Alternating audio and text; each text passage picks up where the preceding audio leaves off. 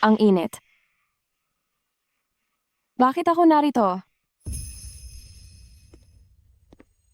Sino iyan? Ginoo. Ayos lang po ba kayo?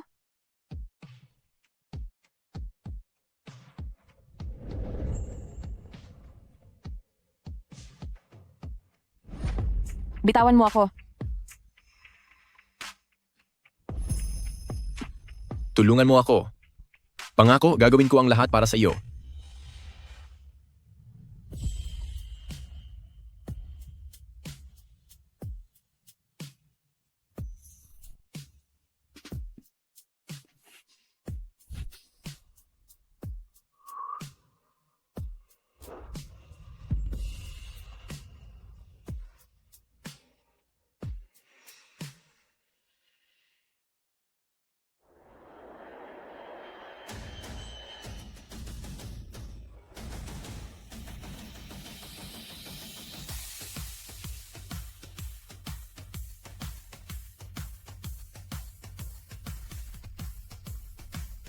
Mga ginang at ginoo, magandang hapon. Ito ang paanunsyo ng paliparan. Sa ngalan ng Hengsin Airlines, malugod kong tinatanggap ang lahat ng empleyado na makibahagi sa taunang matchmaking event.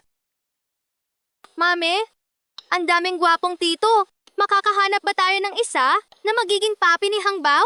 Hangbaw, huwag kang mag-alala. Si Mommy, kinausap na si Tita Luoning para suriin ng mabuti ang mga resume at nakipagkita sa pinakagwapo na piloto ngayon para sa blind date. Huwag kang mag-alala. Ahanapan kita ng gwapong papi para sumama sa parents meeting. Ikaw si Jiang Xingyo, tama? Ako ang kadate mo ngayon? Si Sheshun.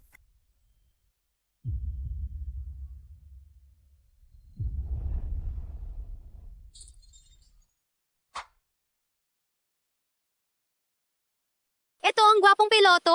Mami, siguradong hindi mo sinunod ang bilin ng eskwelahan. Na-download ang anti-fraud app. Mr. Shi, ang layo mo sa litrato. Sobra. Ta naman ng agwat? Ito ang sarili ko sa panaginip. Noong nalasing ako, huwag mo akong masyadong hangaan, baka ma-inlove ka. Naunawaan ko na rin. Ang sitwasyon mo, nagkaanak ka ng walang asawa at ang trabaho mo ay ang pinakamababa sa airport, isang maintenance worker. Para sa isang executive tulad ko, talagang kulang ka. Pero okay lang. Basta itapon mo lang itong maliit na anak sa labas na ito at mangako kang bigyan pa ako ng 3 matatabang lalaking anak. Ang bigay kaya, pwede kong taasan pa sa 8,888. Ginoong Siye, hindi anak sa labas ang anak ko. Pakiusap, maging magalang ka sa pananalita. Hangbaw, tara na. Nakipag-date ka sa akin para magpakasal, kaya pumayag kang pakasalan ako. Ikaw, tara na, magpakasal na tayo. Umalis Bitawan ka. mo ang mami ko. Hangbaw, hangbaw.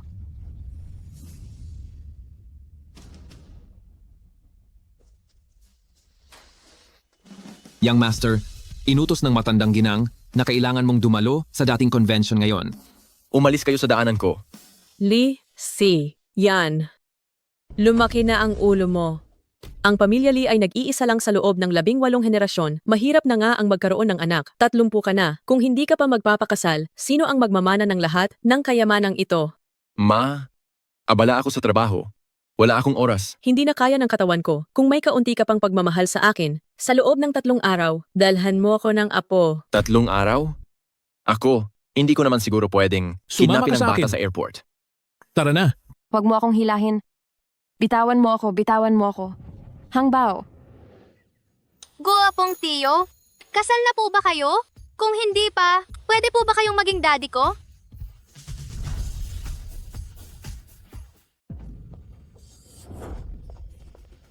hangbaw.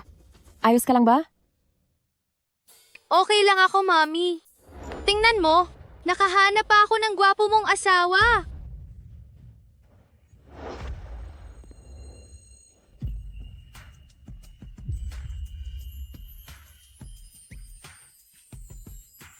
Ang gwapo nga talaga.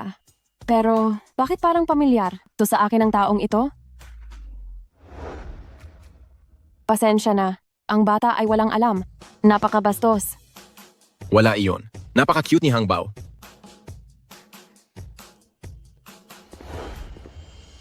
Iyong 3,000 kada buwan na airport guard. Ang galing naman pumili ng cheap na anak mo ah.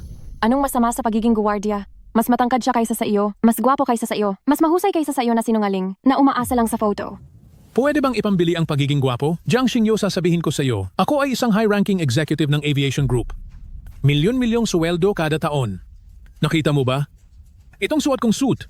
Ito ay hindi mabibili ng ganyang bantay kahit magtrabaho siya habang buhay. Ang damit na suot ng aking batang master, iyan ay customized design mula mismo sa chief designer ng Dior. Nasa mahigit 1 milyong piso ang halaga niyan. Ang taong ito ay talagang walang pinagkaiba sa isang bulag. Anong meron sa pagiging mayaman? Hindi lahat ng bagay ay nabibili ng pera. Kahit may pera ka, hindi mo mabibili ang kasal at pag-ibig.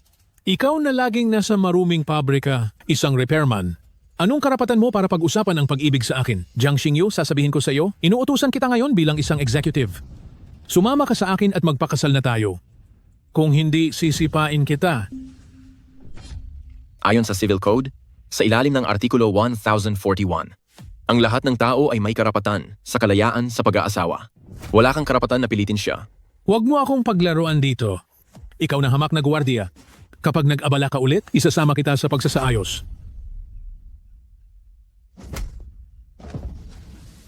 Lagi mo akong tinatawag na hamak na guwardiya. Sa tingin mo ba ay wala akong magagawa sa iyo? Like? Ang galing mo, gwapong tito. Buwisit na gwardiya. Naglakas loob kang saktan ako? Ano pang tinutungangan ninyo diyan? Hulihin niyo siya para sa akin. Salamat sa tulong mo sa akin ngayon. Kung hindi lang, umalis ka na lang muna. Huwag na kitang idawit pa. Ayos lang ako.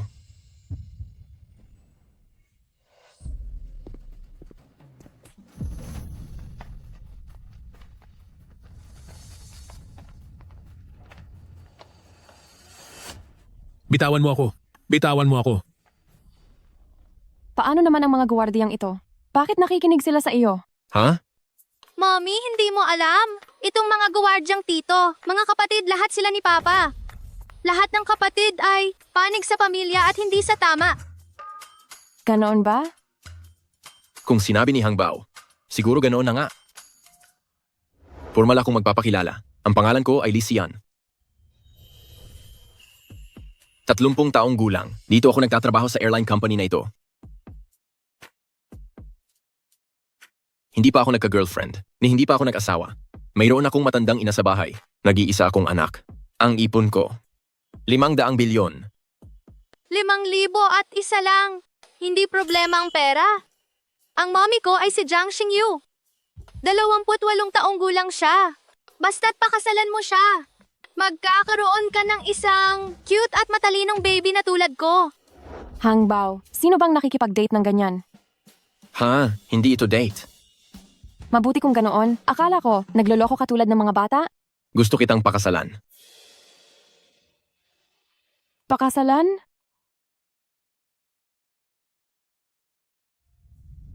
Pero Hang Bao, ang parent-teacher conference pagkatapos ng 3 araw, hindi ba gusto mong humanap ng isang gwapong piloto para maging tatay mo?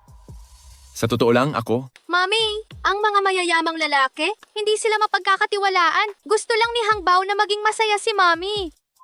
hayaan na lang. Kung sasabihin ko ang tunay kong pagkatao ngayon, baka matakot sila, di ba? Mr. Lee, pumapayag akong magpakasal. Lumapit pa kayo. Sige, maging mas sweet pa tayo ha. Tumingin sa camera. Hindi ko inasahan na mapapakasal ako agad sa isang taong minsan ko lang nakita.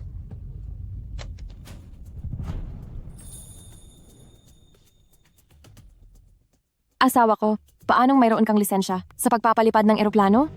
Naku, paanong nalaglag ko itong napakahalagang bagay? Hindi ito akin. Kay Young Master Lee ito. Nagsisilbi akong security guard niya. Iyon pala. Kinabahan ako. Pero, ikaw na isang security guard, laging nakasuot ng gwapo. Kung hindi mo lang alam, iisipin mong ikaw ay anak ng may-ari ng bahay? Daddy, sasabihin ko sa'yo ang isang sekreto.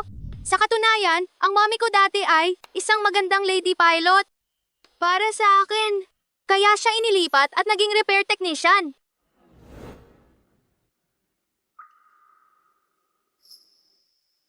Tatlong beses na kampeon sa paligsahan ng piloto at sunod-sunod na 2 taon na kinilala bilang natatanging lady pilot. Jiang Xingyo, sigurado ka bang isusuko mo ang iyong magandang karera para maging isang single mom? Chairman, paumanhin po kung nabigo ko ang inyong tiwala. Pero isa akong ulila. Ang batang ito, ang tanging kamag-anak ko, kaya kailangan ko siyang isilang.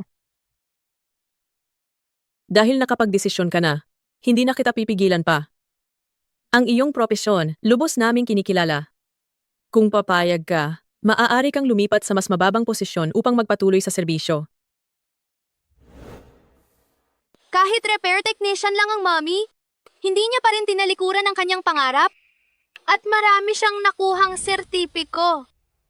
Bukas na ang pagpili ng pilot para sa bagong quarter. Ang galing mo, bakit hindi mo subukang magpasa ng resume? Pero, 5 taon na, akong hindi nakakalipad. Ang Hengxian Airlines, paanong muli nila akong kukunin? Paano kung oo? Hindi mo malalaman kung hindi mo susubukan. May punto si Daddy. Mommy, suportado ka ni Hangbao. Sige na nga, susundin ko kayo.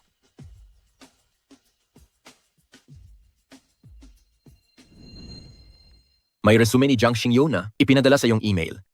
Ipasa mo. Talagang nagtagumpay.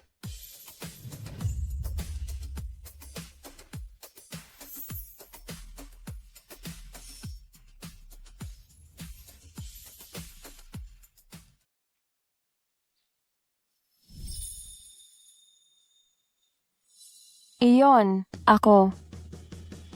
Nagtagumpay ako. Ang human resources. Tinanggap ang aking resume. Bati na. Ngayong gabi, lilibre ko kayong kumain para lang ipagdiwang. Sige, kung gayon maging magastos tayo ngayon, mag-taxi tayo. Huwag na. May sarili akong kotse. May kotse ka pa? Ganoon ba kalaki ang kita ng pagiging gwardya?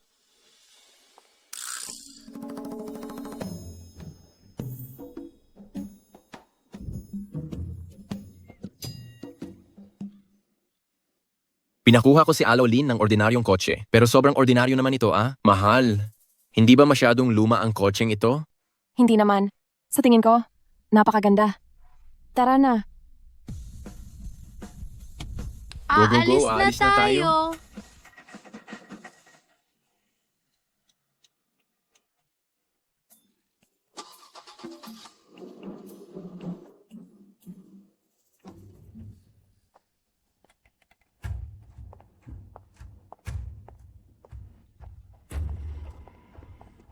Luoning, hindi ba't matibay mong sinabi na kapag binigyan kita ng 200,000 piso, ay mapapakasal mo si Jiang Xingyo sa akin? Nasaan na? Na, rape na si Xingyu dahil sa akin. Wala nang gustong kumuha sa kanya, hindi ko rin alam. Nakakagulat na naghanap siya ng isang gwardyang hamak para lang ipahiya ka. Inaasar mo rin ako Hindi po, Jishi. Huwag po kayong magalit. Isa lang siyang gwardyang hamak, iyon lang. Kayo ay isang mataas na ehekutibo. Kapag kumilos lang kayo ng kaunti, matatakot ba kayo kay Jiang Xingyu? Hoy, Hyezun, dahil sinaktan mo ang hindi dapat saktan, formal kitang inaabisuhan. Ikaw ay tinanggal na. ano? Ikaw na masamang tao, wala na akong asawa, wala na akong trabaho, malaking sinungaling. Magbayad ka. Kung hindi, ikaw ang ipapalit ko sa utang ko. Ginoong Siye, kung wala ka ng asawa, makakahanap ka ng iba. Pero ganyan ka pinahiya ni Jiang Xingyu. Mapapalagpas mo ba yan? Bakit? May paraan ka bang turuan siya ng leksiyon? Siyempre.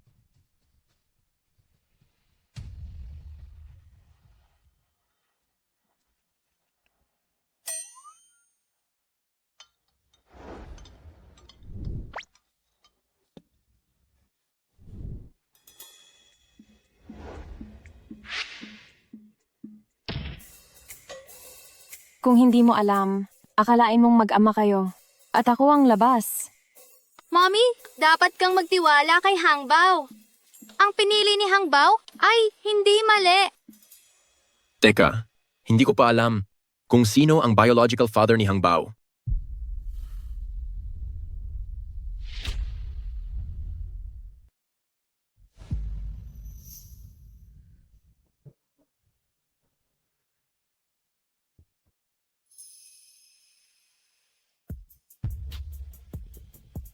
Paano akong nakasama ng isang estranghero sa cabin at nakatulog? Kung kumalat ito, siguradong tapos na ang trabaho ko.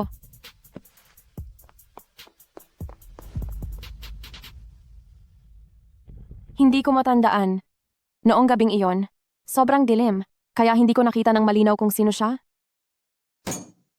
Ang walang kwentang lalaking iyon na umabuso sa aking mommy. Hinding-hindi siya mapapatawad ni Hang Bao habang buhay. Hindi ba iyan si Jiang Xingyu at ang bastardo niyang anak? Mahal, mag-aalala ka ba kung si Hang Bao ay hindi mo tunay na anak? Hindi. Ako, gustong-gusto ko si Hang Bao. Asawa ko. Huwag kang mag-alala, tutulungan kitang alagaan si Hang Bao. Tiyak na sinuwerte ako nitong mga nakaraang araw. Dahil nakapulot ako ng asawang kasing buti mo, tiyak na napakamahal ng restaurant na ito.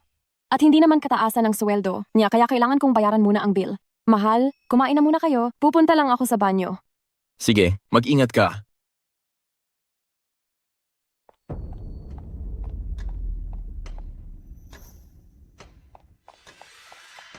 Jiang Xingyu, ikaw na isang repairman na sumusuweldo lang ng 3,000. Nakakaya mo bang pumunta sa ganitong kasosyal na Western restaurant? Wala kang pakialam. Ginagawa ko rin ito para sa ikabubuti mo. Ikaw na isang single mother, hindi stable ang iyong kita. Paano na ang pag-aaral ni Hang Bao kung ganyan ka magwaldas? Huwag mo akong pakialaman. Kasal na ako ngayon. Huwag mo na akong ipagpakilala sa kung sino-sinong manloloko. Paano kita niloko? Medyo matanda na si Shekshon, pero mayaman at makapangyarihan siya. Nagpakasal ka sa isang mabahong security guard at isasama mo sa parent-teacher conference. Magiging kahiya-hiya ba si Hang Bao sa kindergarten? Jiang Xingyu, bilang isang ina, hindi ka dapat maging makasarili. Kung ganoon, madidismaya ka dahil lubos. Nakontento si Hang Bao sa papa na pinili niya? Isang pamilya ng mga hangal. Wala na kayong pag-asa. Hayaan na. Ngayon, tapos na ang lahat. Kung ayaw mo, hayaan mo na. Ang tiyuhin ng asawa ko ay ang direktor ng kindergarten. Dahil magkatrabaho. Tayo noon, sasabihan ko, siyang alagaan. Alagaan niya ng husto si Hang Bao. Mayroon pa akong gagawin bukas. Hindi na kami pupunta sa parent-teacher meeting. Bakit? Hindi mo gusto ang magandang kapalaran na inalok ko sa iyo, pero ngayon nagsisisi ka? Pumunta?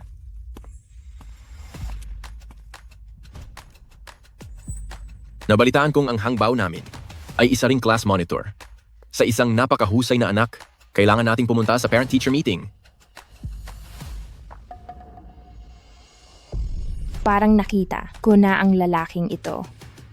Siya si Li Xiao. Siya ba ang security guard ng Young Master? Mukha naman siyang guwapo at maayos. Hindi nakakapagtaka kung bakit mas pinili ni Jiang Xingyu na magpakasal sa isang security guard kaysa kay Xie Sun. Kung ganoon, napagkasunduan na, magkikita tayo sa kindergarten bukas. Jiang Xingyu, maglakas loob ka bang sirain ang plano ko? Bukas, sisiguraduhin kong hinding-hindi na makakaharap ng mataas ang anak mo sa harap ng kanyang mga kaklase.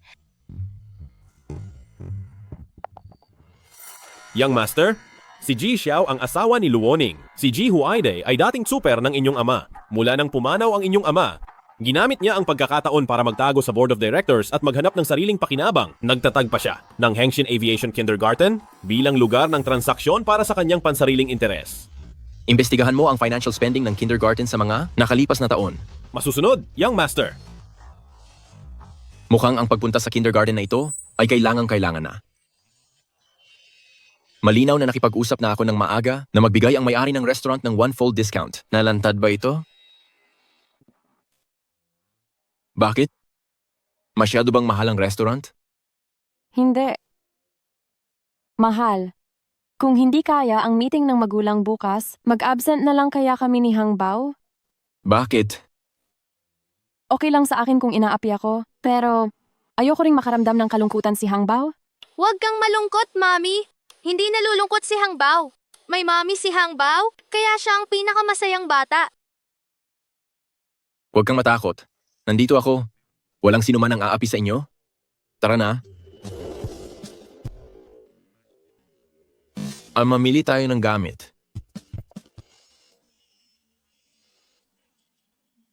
Makinig kayo, darating si Young Master mamaya. Nagbigay siya ng tagubilin. Huwag isiwalat ang kanyang pagkakakilanlan.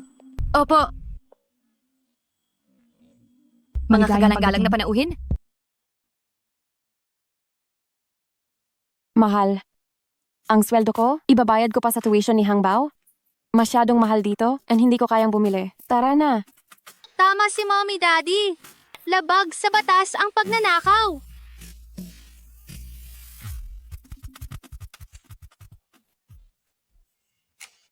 Ang swerte ninyong tatlo, anniversary ng tindahan namin ngayon. Bilang 79 na, mag-asawang pumasok sa tindahan, may libreng set ng damit na pangpamilya.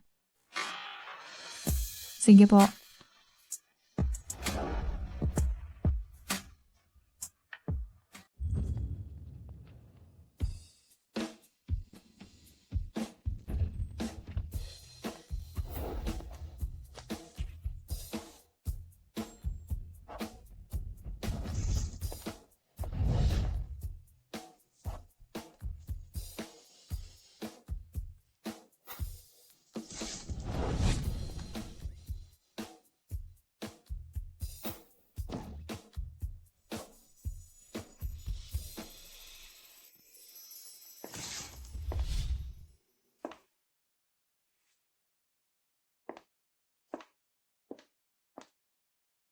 Pakiramdam ko may kulang pa.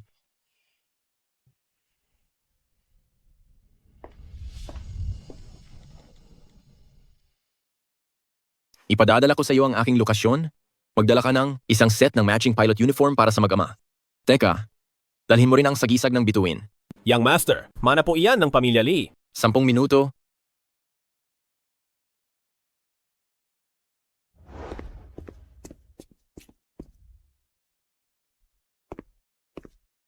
Isamahan mo na rin iyan sa damit.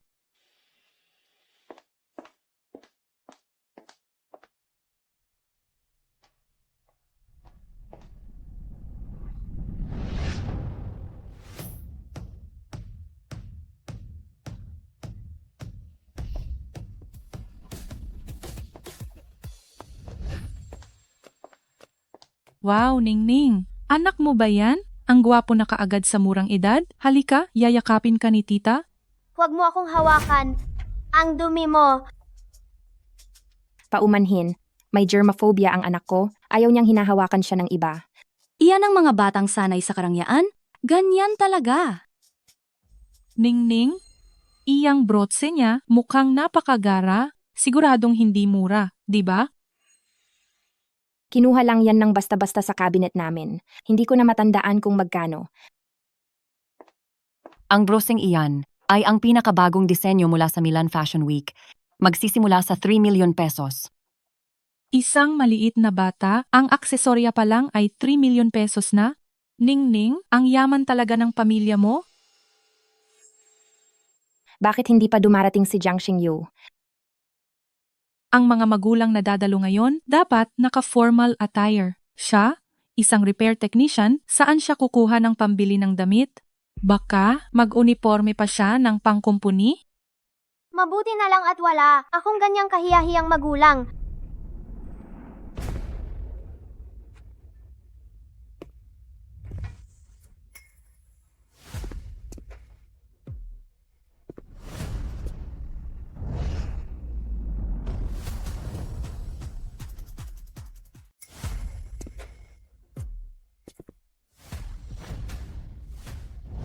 Ito ay asawa at anak ng isang matataas na ehekutibo. Mukhang napakaganda at marangal. Ang brooch na suot ng batang ito ay ang Starburst badge pala. Anong Starburst badge? Mukhang mas malayo ang agwat kumpara sa kay Mingming. Siguradong walang halaga yan. Mababaw. Ang brotse na ito ay ginawa noong nakaraang siglo, noong dekada 90. Ito ang kauna-unahang aviation brooch sa buong mundo. 100% inukit ng diamante. Isa itong medalya ng karangalan, isang napakahalagang kayamanan. Napakahalagang kayamanan? Nagloloko ka ba? Ang brotse na ito ay matagal nang iniingatan ng pamilya Lee. Baka ba ang batang, ito ay ang batang ginoo ng ating Hengsin Aviation? Ang anak ni Jiang Xingyu, paanong magiging tagapagmana ng pamilya Lee? Nagsasabi ka ng walang kabuluhan.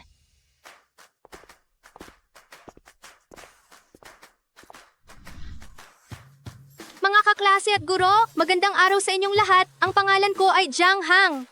Ito ang aking ina. si Jiang Xingyu. Si Jiang Xingyu pala na, isang mekaniko sa aming kumpanya. Diyos ko, ang suot niyang uniforme ng piloto, napakaangas. Natural lang. Ang aking mommy ay hindi lang maganda at mabait. Ito dati. Siya rin ay isang tunay na piloto. Ang batang ito ay hindi lang maganda ang mukha, matamis pa ang dila.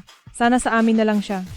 Oo nga, Xingyu, ang brotse ng anak mo ay napakainam. Saan mo nakuha? Hindi lang iyan inam. Sabi ni Guro Chen ang brotse na ito ay isang napakahalagang kayamanan at nagmula pa sa pamilya Li. Nagtataka ako, saan mo nakuha ang ganyang kamahal na bagay? Kailangan pa bang itanong? Sigurado namang ninakaw lang yan. Hindi kami nagnakaw. Binigay lang ito sa amin ng libre ng tindahan noong bumili kami ng damit. Imposible. Noong anibersaryo ng Hengsin Aviation, nakita ko ang totoong pin sa bahay ng chairman. Ang brotse na ito ay matagal nang nakakulong sa safe ng pamilya Lee at hindi na muling lumabas. Lalong hindi ito maaaring pumasok sa merkado. Mukhang binili mo sa Yiwu. Talaga namang makapal ang mukha. May suot na peking brotse, nagkukunwari na honor medal. Kailanman ay hindi ko sinabi na ito ay honor medal. Siyempre, hindi mo sasabihin ng direkta. Inakala mo na hindi namin ito makikilala, kaya gusto mong magsamantala para sumikat? Xingyu, ang pagiging mahirap ay hindi dahilan para magsinungaling. Ang pagsisinungaling ng paulit-ulit ay makasisira sa mga bata. Kung anong klaseng magulang ay siyang anak. Guro Cheng, ang masasamang bata ay hindi maaaring maging class president. Magulang ni Jiang Xingyu. Si Jiang Hang ay laging may magandang grado sa klase. Palagi siyang magaling. Kung patuloy kang gagawa ng ganitong panloloko, wala akong magagawa kundi pag-isipan.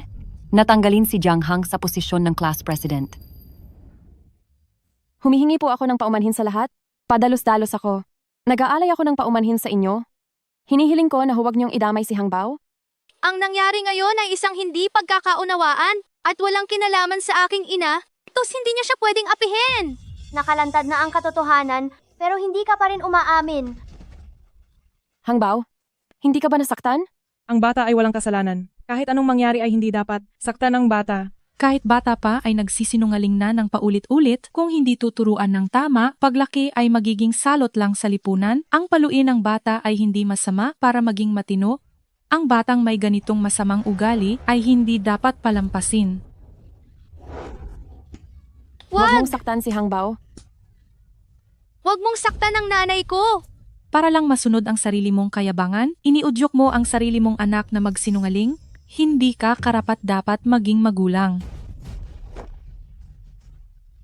Ibalik mo sa akin ang aking pin.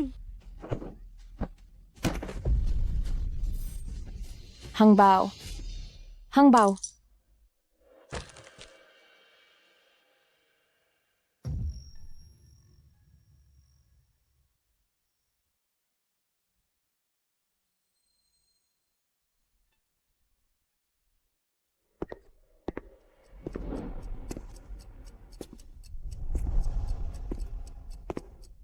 Napakatapang ninyo na maglakas loob na galawin ang tao ko. Ginoong Lee.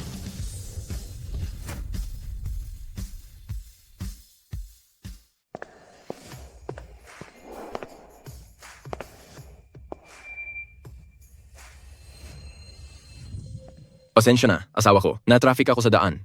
Pinahirapan ko kayo. Asawa ko. Nasaktan si Hang Bao. Ipa-ospital.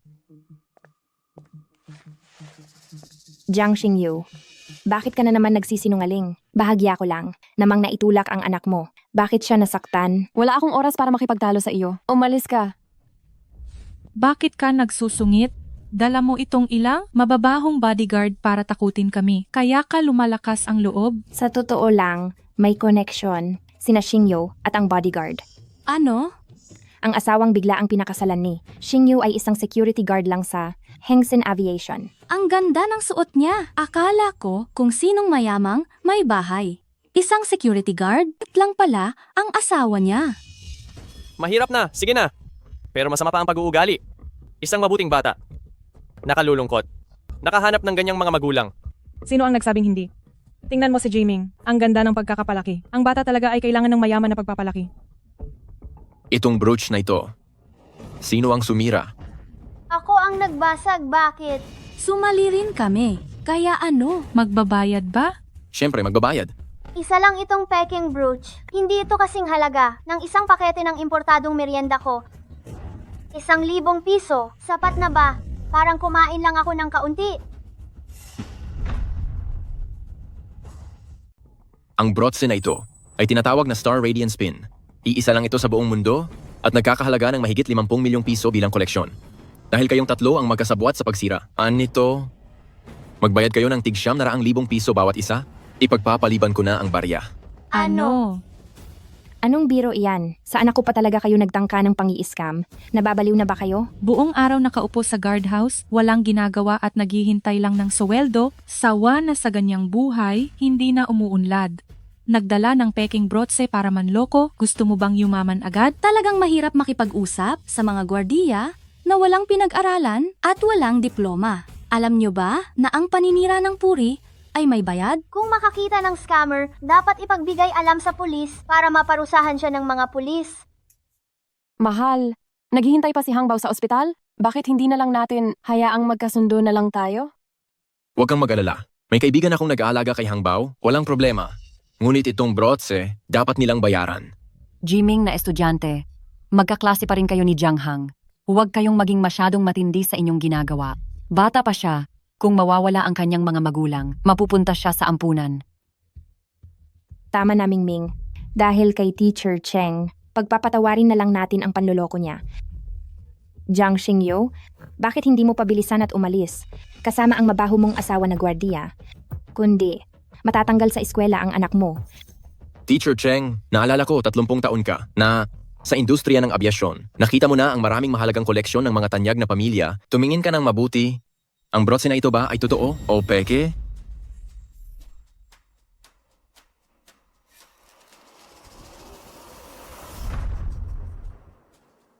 Kanina ay nakita na ito ni Gang Cheng.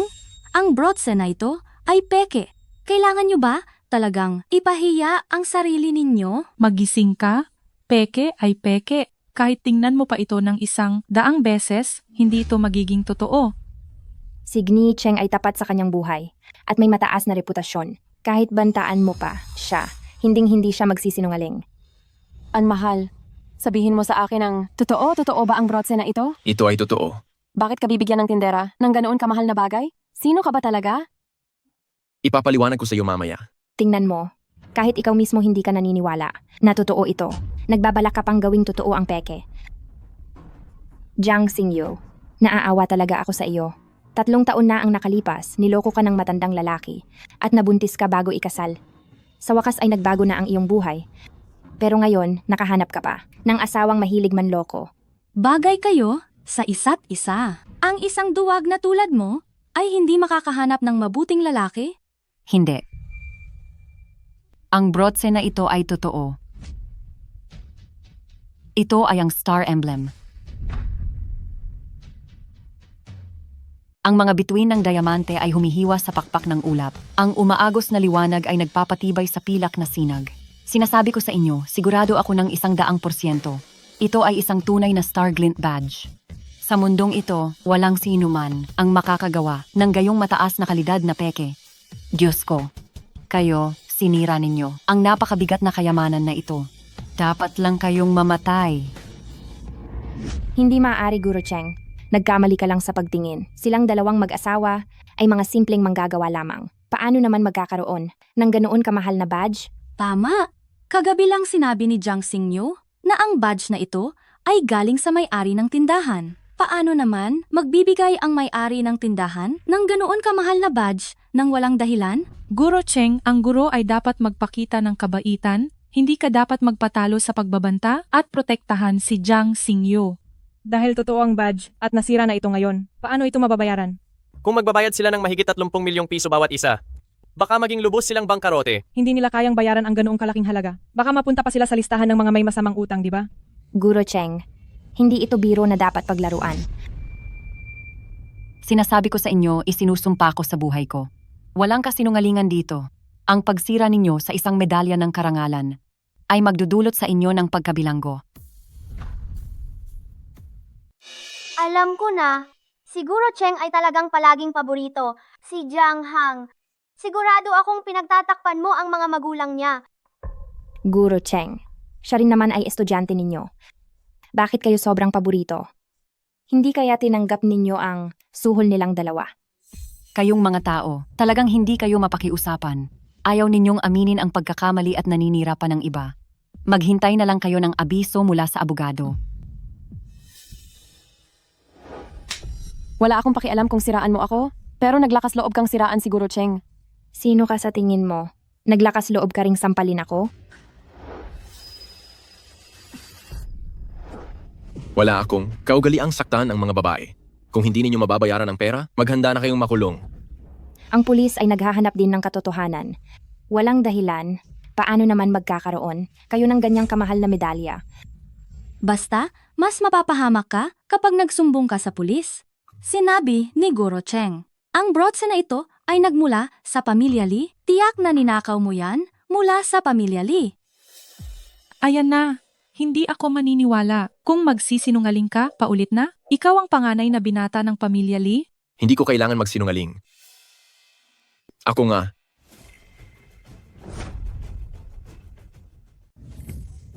Siya ang binata ng pamilya Lee. Talaga ba? Ano? Talaga bang ikaw ang panganay na binata ng pamilya Lee? Hindi siguro, nagpapatawa ka ba? Ang panganay na binata ng Hengsin Airlines, magiging security guard? Kung hindi kayo naniniwala, ngayon din pwede na kayong tumawag ng pulis. Pero ang pagsira sa antigong bagay ay hindi lang basta pagbayad ng danyos. Maaari pa kayong makulong. Napaka-imposible naman ito. Si Jiang Xingyu, napangasawa niya pala ang pamilya ng pinakamayamang tao. Nakakatawa. Ang asawa ko at si Ginoong Lee. Magkasama pang kumain noong isang araw. Pwedeng mong gayahin ang inuman at makakalusot ka. Pero ang magpanggap na si Ginoong Lee, nagkamali ka ng taong kinalaban. Bibigyan kita ng isa pang pagkakataon. Humingi ka na ng tawad ngayon din. Kung hindi, tatawagin ko si Ginoong Lee ngayon mismo. Para kumpirmahin. Ano ang inaaway ninyo rito? Tito, tamang-tama ang pagdating ninyo. Kayo ay shareholder sa airline company. At bilang principal, tiyak na kilala ninyo si Ginoong Lee. May nagpapanggap dito na si Ginoong Lee at gusto kaming kwartahan. Sana naman panigan ninyo ako, Tito. Talaga? Sino ang may ganitong lakas ng loob? Nangangahas na magpanggap bilang si Ginoong Lee? Gusto bang mamatay? Siya po.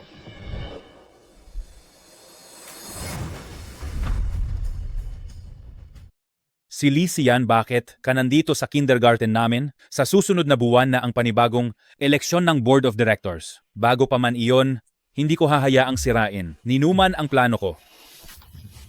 Ngayon pa naman ang parents meeting sa kindergarten. Isang napakagandang araw. Anong kalokohan ba itong ginagawa mo dito? Tito, bakit mo ako sinasaktan? Naku, baka ang asawa pala ni Jiang Xingyu ay totoong si Young Master Lee? Young Master Lee? Ang badge na ito ay nabasag ng anak ni Luning, wala itong kinalaman sa akin. Kung sino ang magbabayad, siya ang magbabayad. Tama, tama. Luuning, panagutan mo ang sarili mong gawa. Huwag mo kaming idamay. Kayong dalawa, ganyan lang ba ang gagawin ninyo sa akin? Hindi naman kaunti ang mga benepisyo na ibinigay ko sa inyo noon. Pero hindi naman siguro aabot sa 30 milyong piso ang halaga ng mga benepisyo mo. Mayaman naman ang pamilya ninyo. Siguro, ayos lang sa inyo kung magbabayad ng kaunti. Xingyu, magkatrabaho naman tayo. At magkaklase pa ang mga anak natin. Tulungan mo naman kami. Noong binubuli mo ako, kailan ka ba nagpakita ng awa? Jiang Xingyu, huwag mo akong pilitin. Sigurado ayaw mong malaman ng bago mong asawa. Kung sino talaga ang tunay na ama ng anak. Amo, di ba? Ay hindi ko naman talaga gustong malaman. Kung hindi kayo makapagbayad, magpa-blotter na lang at ipaubaya na sa pulisya ang paghawak nito. Bakit ka nakatunganga lang? Bilisan mo at magbayad. Ma, magbayad ka na. Ayokong makulong. Nakakahiya. Sige. Babayaran ko. Tatawagan ko lang ang asawa ko ngayon.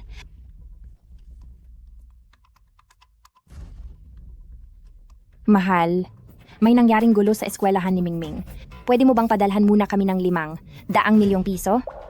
Ikaw na masamang babae? Gumastos ng 500 milyon para lang sa isang PTA meeting? Hindi mo na ba gustong mabuhay pa? Hindi, mahal. Talaga namang binubuli kami dito. Papa, Iligtas mo ako agad. Ikukulong daw nila ako. Huwag kang gagalaw anak, ililipat ko na ang pera.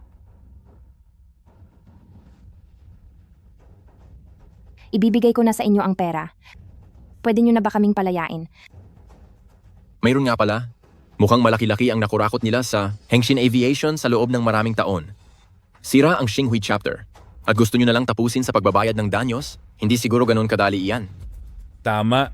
Ang mga tulad niyong mabababang uri ng magulang, kapag kumalat ito, sisirain niyo ang reputasyon ng aming eskwelahan. Bilang ang principal, formal akong nagdedeklara, ang inyong anak hindi na kailangan pang pumasok dito. Ma, gumawa ka ng paraan. Ayokong lumipat ng eskwelahan.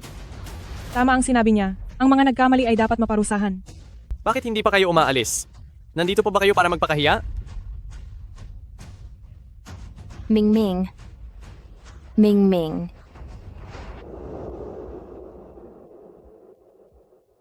Ikaw ba talaga ang batang ginoo ng pamilya Lee? Ang tagapagmana ng Hengxin Aviation? Ako. Kung ako iyan, anong gagawin mo? Isa akong single mother?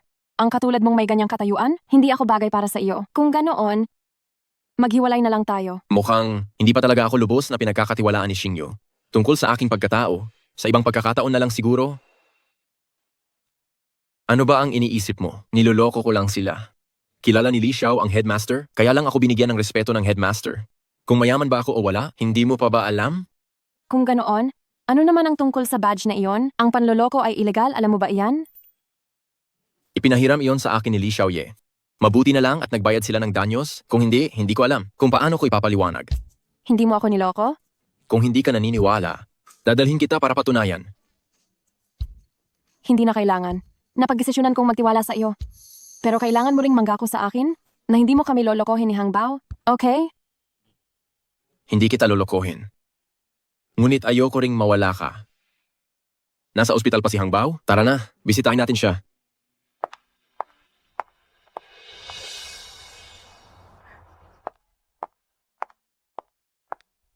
Maligayang pagdating binibini sa ospital ng bayan ng Jiangcheng.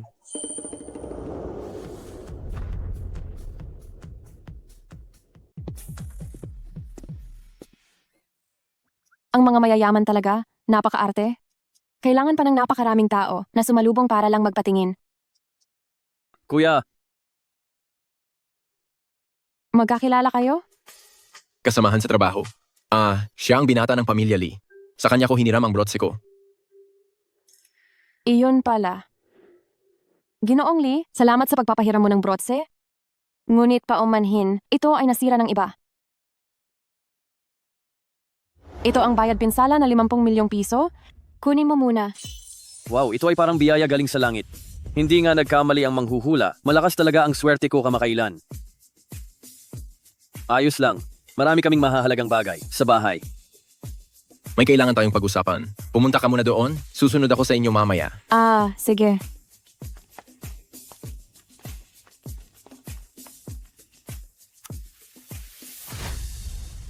Hindi para sa akin? Wala nga akong swerte sa pera. Pero may swerte naman siguro ako sa pag-ibig. Kuya, kayo ba? Ay nagde-date? Girlfriend mo ba yung babae? Hindi. Hindi? Ang ganda-ganda niyan, hindi mo pa kinuha. Ano bang panlasa mo? Kung hindi ka interesado, pwede mo bang ibigay sa akin ang contact number niya? Anong iniisip mo? Asawa ko siya. Ano? Nagpakasal ka? Kailan pa nangyari yan? 3 araw na ang nakalipas. Bigla ang kasal, ha? Ang tindi naman. Tigilan mo na yan. Pero, bakit ka nasa ospital? Nagpa-medical check-up lang ako. Teka, kuya, nakatanggap ako ng notice of employment mula sa Hengxin Aviation. Sadyang pinakiusapan ko ang HR na ilipat ako sa flight crew mo. Makakasama na. Kita sa paglipad agad. Mabuti. Pero, hindi mo maaabot ang gusto mo. Naka-honeymoon leave ako, hindi nagtatrabaho. Naka-leave? Ito pa ba ang kilala kong workaholic? Mabuti at galos lang. Kung talagang may nangyari sa kanya, Talagang pagsisisihan ko yan habang buhay. Huwag kang mag-alala, Mommy. Si Hangbao ay pinoprotektahan ng langit. Walang mangyayaring masama. Pero hindi tayo pwedeng magpabaya. Sabi ng doktor, pag uwi ay uminom ng gamot ng maayos. Asawa ko, ngayon ay nasugatan si Hangbao, kailangan niya ng mag-aalaga. Kaya, doon muna kayo matulog sa lugar ko mamayang gabi? Sa lugar mo? Kaya, magiging magkasama tayo sa isang bubong? Hindi. Ba maganda yan? Mag-asawa tayong legal, natural lang, na magkasama tayo, hindi ba? Tama si Mommy. Nahihiya ka ba? Hindi Sige, pumunta na tayo.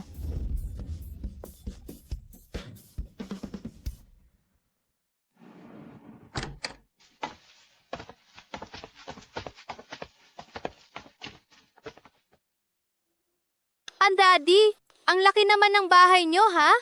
Talaga? Ito na ang pinakamaliit na bahay na nakapangalan sa akin. Itong sofa, parang nakita ko ito. Dati sa furniture store. Parang nagkakahalaga ito. Ng 5 milyong piso. Itong sofa ay ayaw na ni Licia Oye, kaya kinuha ko na lang. Pati itong bahay din ba? Hindi naman ito. Ako mismo ang nag-ipon ng kaunting pera, tapos inutang ko pa ng 30 taon. Hindi ka naman magagalit sa akin, hindi ba? Mahal man, pero at least may bahay na tayo. Huwag kang mag-alala. Tutulungan kitang bayaran ang utang sa bahay. Para ipagdiwang ang paglipat natin sa bagong bahay, pwede bang matulog si Hangbao kasama sina Mommy at Daddy ngayong gabi? Hangbao.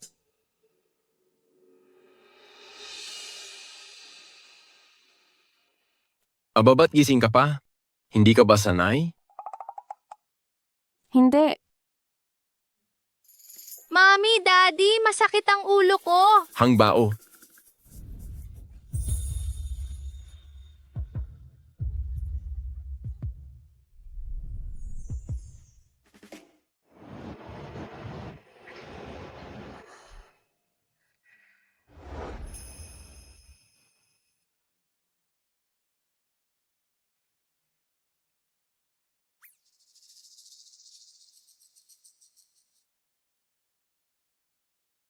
Lagot. Nakalimutan kong may lalaki pala sa bahay.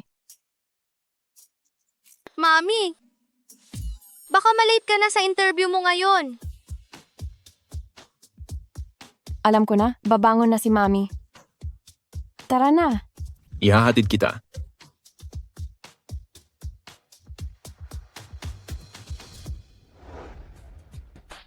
Ang interview sa piloto ng Hengshin Aviation ay palaging napakahigpit. Kahit na ang resume ng Young Madam, si Miss Jiang ay nakapasa na. Ngunit sa pagpasa lamang sa competition, sa pagpili ng piloto, ngayon maaaring formal na makapagtrabaho. Huwag kang kabahan sa competition ngayon. Kung may kailangan ka, tumawag ka lang. Naiintindihan ko. Kung ganoon, bumalik ka na rin sa trabaho mo, baka mahuli ka pa ng boss at mabawasan ang performance bonus mo. Sige, good luck. Alis na ako.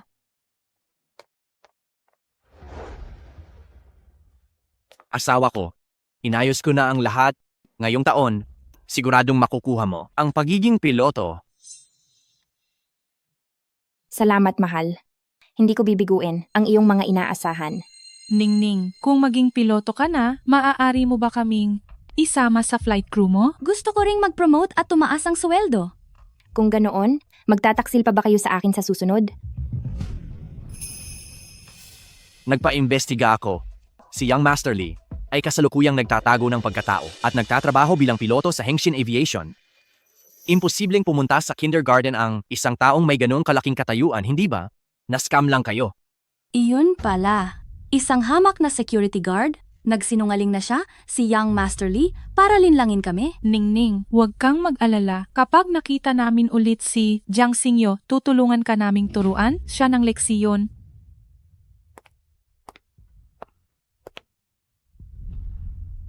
Hindi ba ito si Jiang Xingyo na ibinaba ng kumpanya para maging maintenance worker? Anong ginagawa mo sa aviation center?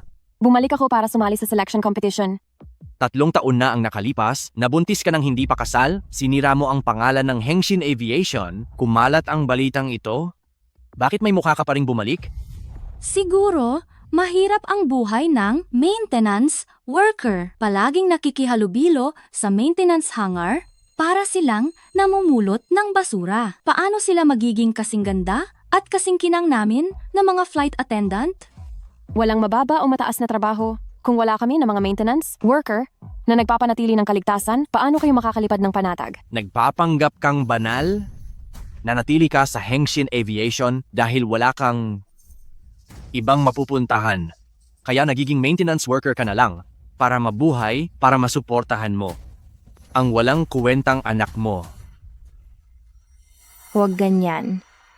Baka naloko lang din si Xingyu, kaya siya nagkamali ng landas. Xingyu, mahirap maging single mother, hindi ba?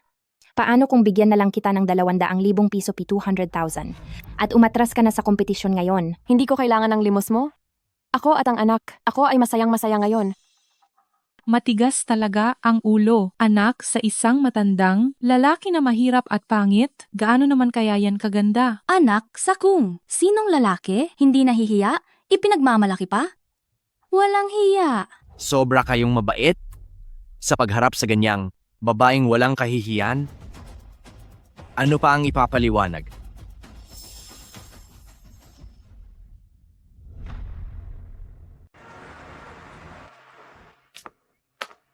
Young Master, narito ang listahan ng mga kalahok para sa pilot selection race ngayon.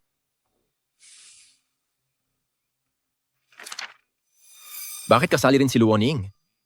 Nitong mga nakaraang taon, si Ji Huaide ay nagtago sa Board of Directors at naglagay ng maraming tao sa pamamagitan ng koneksiyon. Iyan din siguro ang dahilan kay Luoning.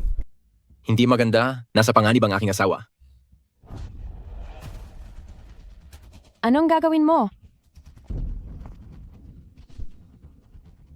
Si Jiang Xingyu, maganda na talaga ang katawan niya pero nakasiping na siya ng matatandang lalaki. Wala namang masama kung titingnan ko, hindi ba? Hindi ba? Gusto mo pang maging piloto? Paano makakapasok sa aviation center sa ganyang punit na damit? Bilang dating kasamahan, halika, tulungan niyo siyang mag-ayos.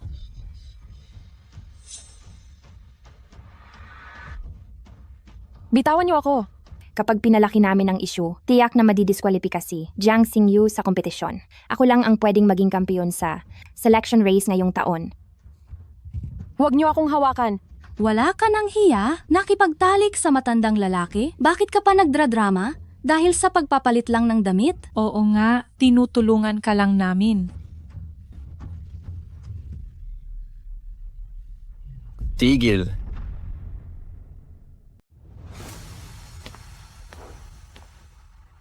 Tigilan mo.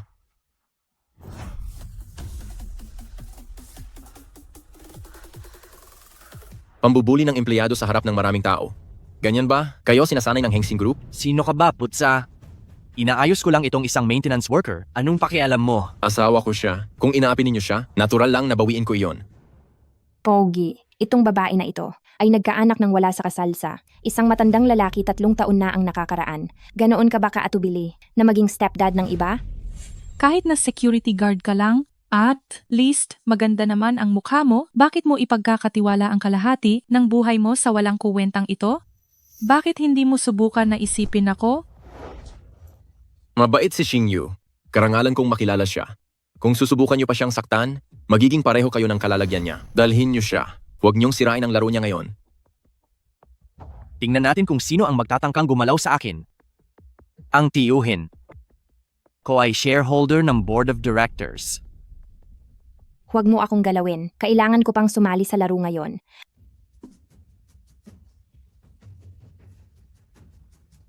Kayo, pinapaalis niyo ba ako? Maghintay kayo sa akin.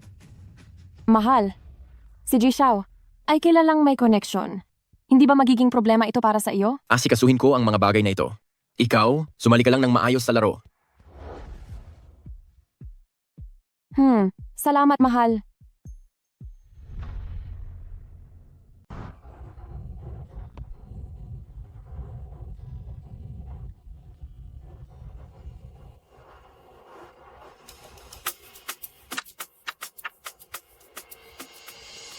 Ang mga piloto ay pinakamahalaga sa karanasan.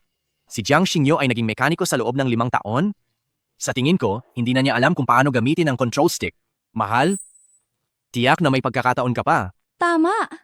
Ang basura na tulad ni Jiang Xingyu, kung maglakas loob siyang makipag-agawan sa'yo, siya ay naghahanap ng kanyang sariling kapahamakan.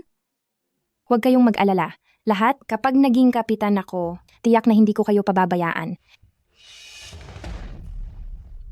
Tingnan niyo. Si Jiang Xingyu ang nangunguna sa lahat ng kalahok. Mahal, dati sa crew, lagi na lang akong inuunahan ni Jiang Xingyu. Sa pagkakataong ito sa wakas ay, naalis ko siya sa crew. Hinding-hindi ako papayag na agawin niya ulit ang pagkakataon ko. Huwag kang mag-alala. Kukontakin ko ang taga-suri ngayon. Tiyakin kong si Jiang Xingyu ay mamamatay sa pagbagsak ng eroplano.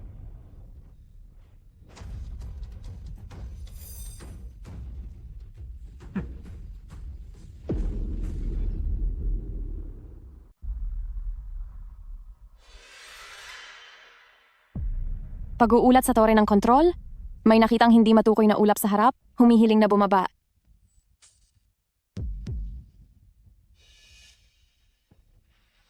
Bakit biglang nawala ang signal?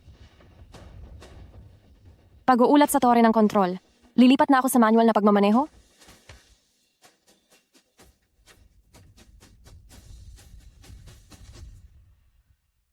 ...8806. Pakiusap sumagot kung nakikinig. Pakiusap sumagot kung nakikinig. Anong nangyari? Ang control center system ay inatake ng hindi matukoy na hacker. Ang 8806 ay nawalan ng contact. Ako na ang bahala.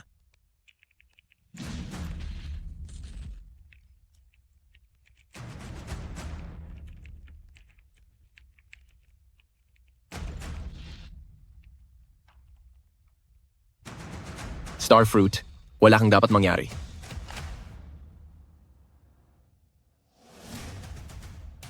...8806, kumusta ka?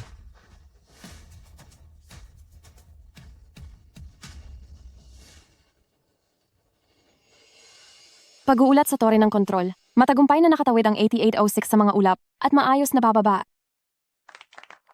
8806, maligayang pagbalik ng ligtas. Hindi ko pa siya nakitang nagpakita ng labis na atensyon sa sinumang babae. Mukhang nagbunga na rin itong matagal ng inaasahan.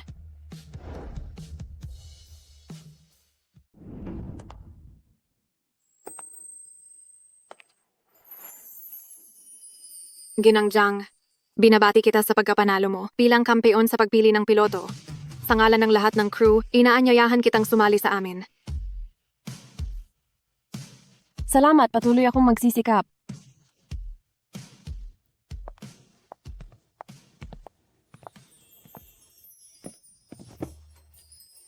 Mahal, tunay kang nagdadala ng swerte sa akin.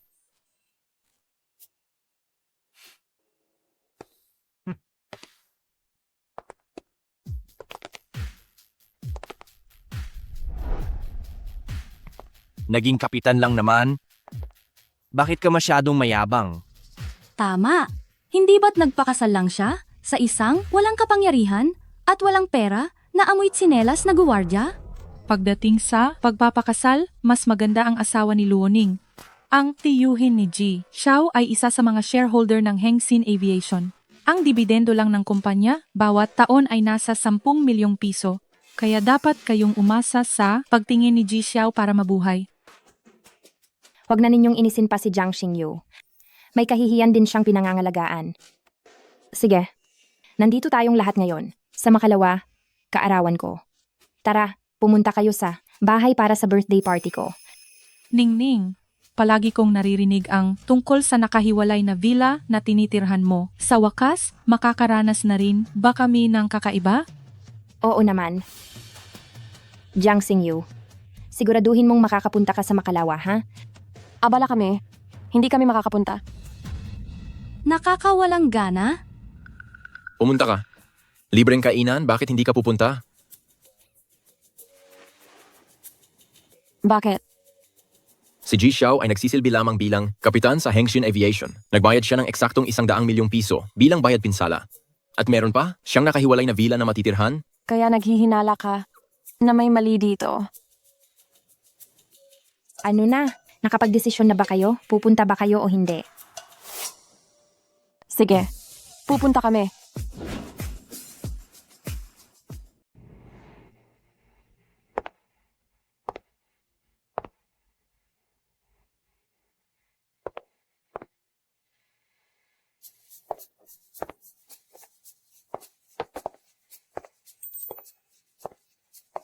Anong klaseng damit ba yan?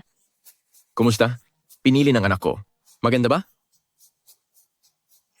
Hala, hindi ba late? Nasihang ba sa school? Tatawagin ko siya. Sandali lang. Naihatid ko na ang bata sa kindergarten. Pero, Nakakain na rin siya ng almusal.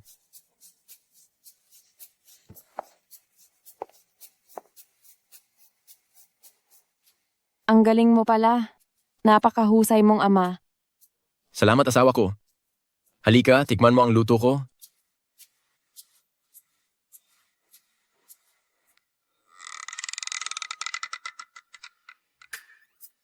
Bakit? Hindi ba masarap para sa iyo ang luto ko? Hindi naman. Sa tingin ko, napakasarap. Titikman ko rin itong sabaw.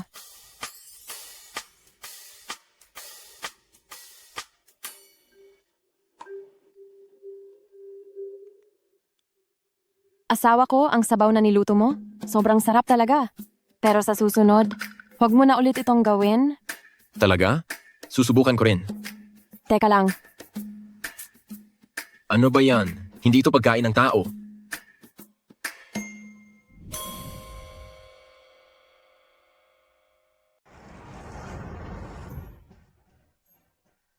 Kumuha ka ng pan-fried dory filet, truffle mushroom at cheese toast, filet mignon steak, isang serving ng French creamy soup, gawin mo sa loob ng kalahating oras. Pagkatapos, ipapak mo para sa akin.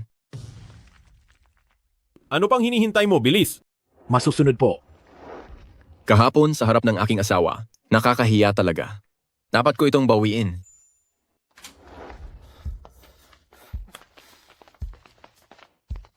Halika na. Sana'y malugod ninyong tanggapin ang imbitasyon sa birthday party ng aking asawa. Ang laki naman ng villa na to. Ito ang pinakamahal sa Jiangcheng na lugar. Ang villa na ito ay hindi bababa sa 500 milyong piso, di ba? Napakabongga naman ng interior design. Kailan kaya ako magkakaroon ng sarili kong ganyang karangyang villa? Kahit na ang villa na ito ay nakapangalan sa batang Ginoong Lee, naipasalin na ito ni pangalawang tiyo sa pangalan ko. Ang mga bobo na to, naglalaro lang sa palad ko. Jiang Xingyu, dahil dumating ka, kailangan mong mag-ikot ng husto sa bahay namin. Pagdating ng panahon, bumili ka rin ng isa. Ningning, sobrang biro mo naman. Ang bumili ng ganitong villa sa pamamagitan ng pagtatrabaho. Hindi ba't kailangan mong magtrabaho ng ilang henerasyon? Ilang henerasyon ng tuloy-tuloy na pagtatrabaho, ha? Ang saklap naman ng buhay. hindi pa sigurado kung ang bahay na ito ay iyo o hindi. Hindi kay Jigsaw ang bahay na ito? Baka naman sa asawa mong guwardiya? Jiang Xingyu, dapat lang na alam mo ang iyong lugar. Kahit nainggit ka kay Luoning dahil mas maganda ang asawa niya, hindi mo pa rin pwedeng baligtarin ang katotohanan, hindi ba? Tama.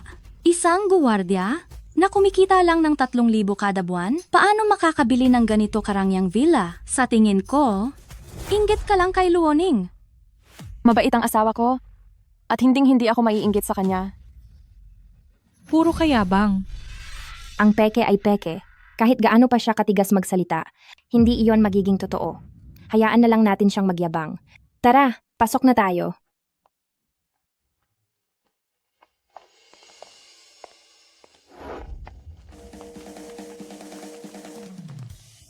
Ito ay isang antigong Ming vase.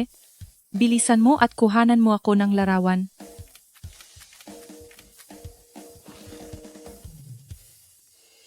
Sino ang nagpapasok sa inyo?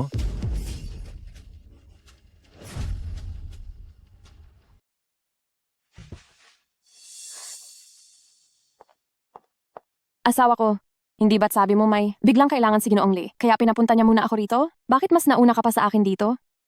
Hindi ko rin inaasahan ito. Pinapunta ako ni Ginoong Lee. At ito yon. Ang villa na ito ay pribadong pag-aari ni Ginoong Lee. Naparito ako para tulungan siyang kunin ang mga gamit niya.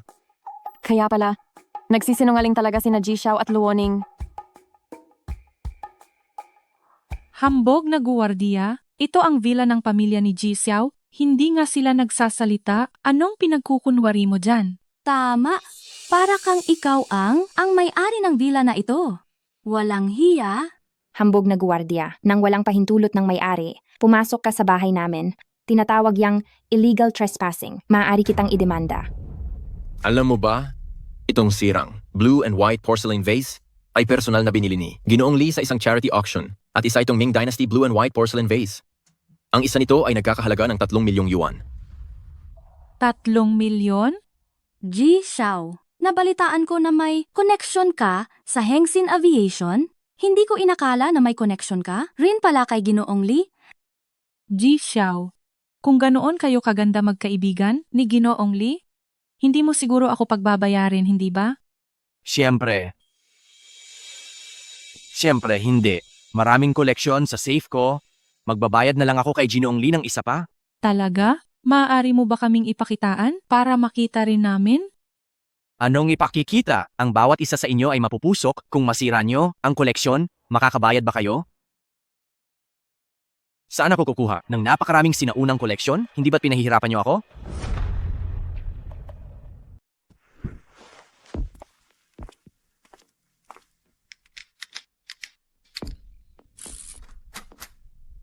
Hindi ba gusto mong makita ang mga koleksyon? Ang daming napakahalagang koleksyon. Ang pulseras na ito ay gawa sa pinakamataas na uri ng Imperial Green Jade. Ang ganitong klase ng jade stone sa isang auction house ay nagkakahalaga ng hindi bababa sa 10 milyong yuan. Yung mangkok sa gitna, ang pinong kalidad ng clay, makintab na glaze, ito ay hindi bababa sa 3,000 taong gulang na pamana. Talagang mayabang sa kayamanan. Paano niya nalaman kung nasaan ang mga bagay? Ji Xiao, ayaw mo lang ba kaming papasukin? O hindi mo talaga alam kung nasaan ang mga koleksyon? Sino ang nagsabi sa iyong galawin ang mga gamit ko? Isara mo agad ang vault. Kung sa iyo ang mga koleksyon, bakit hindi mo buksan at ilabas para makita namin? O baka naman, ang villa na ito ay hindi talaga sa iyo? Hindi ka karapat-dapat. Tingnan ang koleksyon na nagkakahalaga ng daan-daang bilyon. Tama.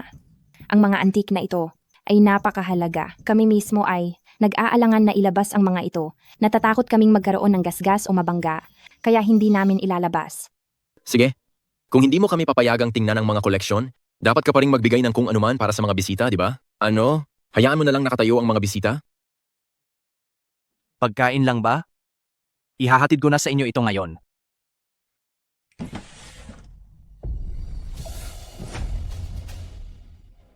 Kiko, ano bang nangyayari sa iyo? Hindi ba ikaw ang nag-imbita sa amin para dumalo sa birthday party mo? Tama. Paano mo ba tinatrato ang mga bisita mo? Wala ka bang paggalang sa amin? Bakit kayo nagmamadali? Ang mga bagay na ito ay kadalasang pinamamahalaan ng katiwala. Hindi naman kami madalas umuwi. Kiko, tawagan mo na ang katiwala. Tama?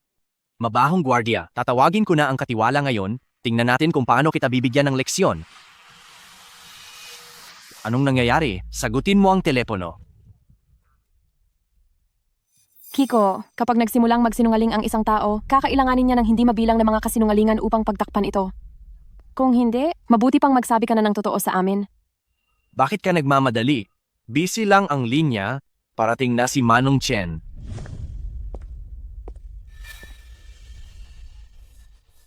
Hindi pala matawagan ang telepono kasi pala naghahanda siya ng masasarap na pagkain para sa atin.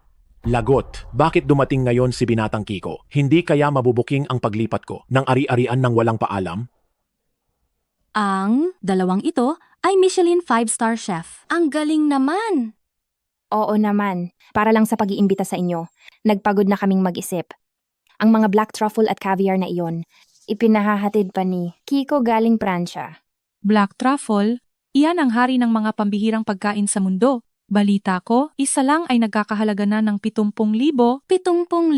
Mas mahal pa ito kaysa ginto. Ningning, napakayaman talaga ng pamilya mo. Maliit na bagay lang, wala itong halaga para sa amin. Halina kayo, kain na tayong lahat. Sigurado ka ba? Na para sa iyo ito inihanda?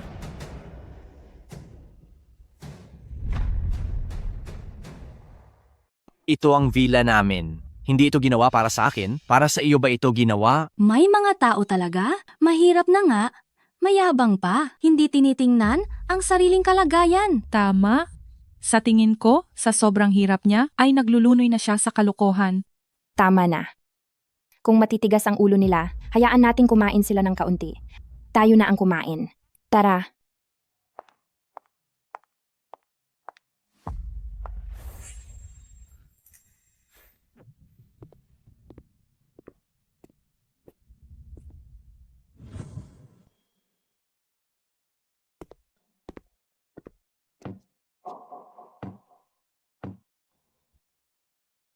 Paumanhin po, mga ginoo at binibini. Hindi ninyo ito pwedeng kainin. Bakit? Ang mga pagkaing ito ay hindi inihanda para sa inyo. Hindi para sa amin? Para kanino pa? Luoning, nag-imbita ka pa ba ng ibang kaibigan? Mahal. Ano bang nangyayari dito? Ji, Xiao, nagkansela kami ng mahahalagang lakad para at lang pumunta dito. Dapat may maibigay kang paliwanag ngayon. Hindi ko rin alam. Anong trip ba ang biglang ginagawa ng matandang ito? Sige na, wala na akong pakialam. Mahalaga ang dangal ko. Hoy, matandang ulol, anong pinagsasabi mo? Ji Xiao, tigilan mo na ang pagpapakahangal. Umalis na tayo kaagad. Kung hindi, matatapos tayong lahat. Tapos?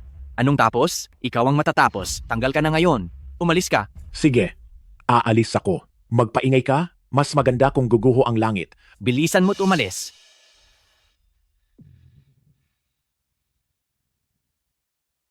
Huwag kayong makinig sa pinagsasabi ng matandang ito, ha? Ang matandang ito ay may sakit sa pag-iisip. Kaya ko lang siya pinayagan dahil inalagaan niya ako noong bata pa ako. Sige na, wala na akong gana ngayon. Humanap na lang tayo ng restaurant sa labas at kumain. Aalis na tayo? Bakit mo pa kami? Inimbita sa villa mo? Oo nga. Dito na lang tayo kumain, bakit pa tayo lalabas? Gutom na ako at ayaw ko nang gumalaw. Umuulan kasi ng malakas kagabi, tumutulo ang bubong dito, parating na ang maintenance para ayusin. Ayaw ko sanang makaabala sa inyong kasiyahan. Kung alam mong may aayusin, bakit mo kami pinapunta rito? Sa tingin ko, hindi mo na maitatago ang sikreto mo. Natakot ka na, hindi ba? Huwag kang magsayang ng salita. Bahay ko ito, gagawin ko ang gusto ko. Umalis na kayong lahat. Umalis? Walang aalis kahit sino ngayon. Ngayon, walang sino man ang aalis dito. Tapos na ang lahat. Ji Xiao, ang ebidensya na nakipagsabuatan ka kay Manila ni Chen sa iligal na paglilipat ng ari-arian ni Ginoong Lee ay nasamsam na. Kinakatawan ko ang Hengsin Airlines upang formal na magsampa ng kaso laban sa iyo. Ano? Hindi kay Ji Xiao ang mansyon na ito, kundi kay Ginoong Lee. Ji Xiao, hindi ba kayo magkasundo ni Ginoong Lee? Niloloko mo pala kami. Special Assistant Lin, ako ay nasilaw lang ng pagnanasa. Pakiusap alang-alang sa aking pamilya na umaasa sa akin. Palampasin mo na ako ngayon. Huwag kang magmadaling maghugas kamay sa mga nakaraang taon upang kumita ka ng personal. Ninakawan mo ng maraming alahas ang pamilya Linang Patago. Ang bawat detalye ng mga krimeng ito, iimbestigahan ng pulisya. Dalhin ninyo, iproseso sa istasyon ng pulisya. Para naman sa inyong dalawa, sinira ninyo ang porselana ng pamilya Lee na may pattern na asul at puti. Ang magbayad pinsala o makulong. Kayo ang pumili. Kami ay ordinaryong empleyado lang. Wala kaming pera na pambayad. Luoning, Ji Xiao, kayo ang nagpilit sa amin na pumunta rito para magyabang, kaya kayo ang dapat magbayad ng pera? Anong magbayad? Magkasama tayong mamamatay. Dalhin.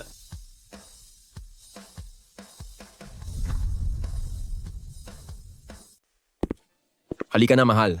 Maupo ka na at kumain. Umalis na ang lahat? Hindi ba masama na kumain pa tayo rito? Ayos lang yan. Hindi naman madalas umuwi si Li Xiaoye. Ang mga pagkain na ito, ipinagawa ko sa kusinero niya. Sinasabi mo na ang mga pagkain na ito? Ipinagawa mo sa ibang tao? Oo, noong nakaraan hindi ako nakapaghanda ng maayos. At naipagluto kita ng nakakalasong pagkain. Kaya hindi ko maatim sa loob ko. Mahal, galit ka ba? Hindi. Medyo nanghihinayang lang ako sa pera. Ang mamahalin ng mga pagkain na ito. May utang pa tayong binabayaran. Huwag kang mag-alala. Hindi mo kailangang bayaran ang mga ito. Ang mga sangkap na ito, malapit na kasi mag-expire, ibinigay ng libre ni Li Xiaoye dahil hindi niya mauubos. Noon binigyan niya tayo ng badge. Ngayon, binigyan na naman tayo ng napakaraming masasarap na pagkain. Ang bait talaga ni Li Xiaoye. Mahal, basta masaya ka, ayos na ako.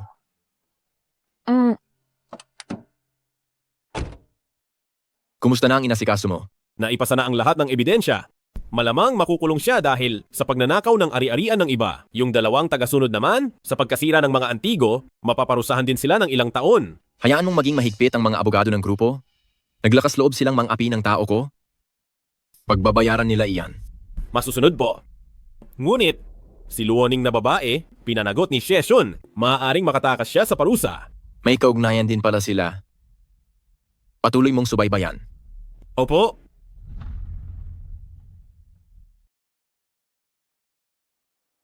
Ayun, Tio. Kailangan mo akong tulungan para ipaghiganti siya. Anong ipaghihiganti? Ang walang hiyang bata na yon nagdadala lang sa akin ng gulo. Malapit na ang halalan ng lupon, ngayong wala na ang gunggong na yon para manggulo, malaking ginhawa sa akin. Huwag kang mag-alala, nabayaran ko na ang mga shareholder ng lupon. Kapag ako na ang humawak ng airline, siguradong aayusin ko ang pagpapahirap sa masamang babaeng yon.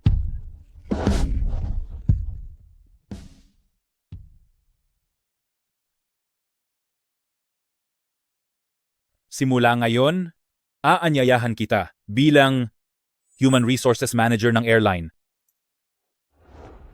Salamat, Tio. Siya, 5 taon na ang nakalipas sa airline, nakipag-ugnayan sa isang babae. Gamitin mo ang posisyon mo para alamin kung sino talaga ang babaeng yon. Sa sandaling kumalat ang balitang ito, ang presyo ng stock ng airline ay siguradong babagsak.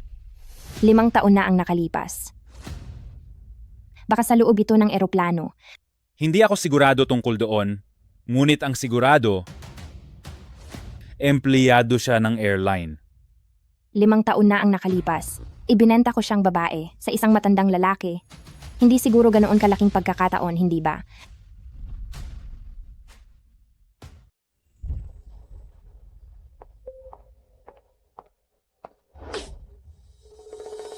Loning, anong ginagawa mo?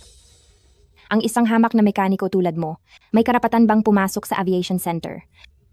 Hindi ba dapat lang nasaktan kita? Nakakalimutan mo na ba? Nakuha ko ang offer, at ngayon ang araw ng aking pag-uumpisa sa trabaho. Kahit na, inaanunsyo ko na tanggal ka na. Loning, alam kong galit ka sa akin. Pero ang posisyon ko bilang pilot ay nakuha ko sa pagpasa sa eksaminasyon kaya may karapatan ako rito. Wala kang karapatang tanggalin ako. Ngayon ako na ang Human Resources Supervisor. Kaya kapag sinabi kong tanggal ka, tanggal ka. Inaabuso mo ang kapangyarihan mo para sa sarili mong kapakinabangan? Kahit na ang pagiging pilot mo ay dahil lang sa sinuksok ka ng hamak mong asawang security guard. Inaayos ko lang ang workplace para sa Hengsin Airlines. Bakit? May reklamo ka ba? Jiang Xingyu, sisihin mo ang asawa mo dahil hamak lang siyang security guard. Ang buhay mo ay nakatadhana na sa ilalim ng aking mga paa. Tigil.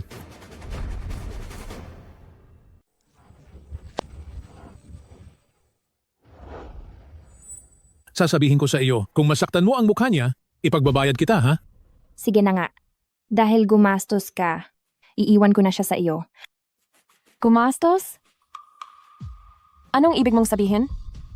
Tutal, hindi na maibabalik ang relasyon natin ngayon. Magsasabi na ako ng totoo. Ang profile mo para sa blind date, ibinigay ko kay Sheksun sa halagang 200,000. Tama.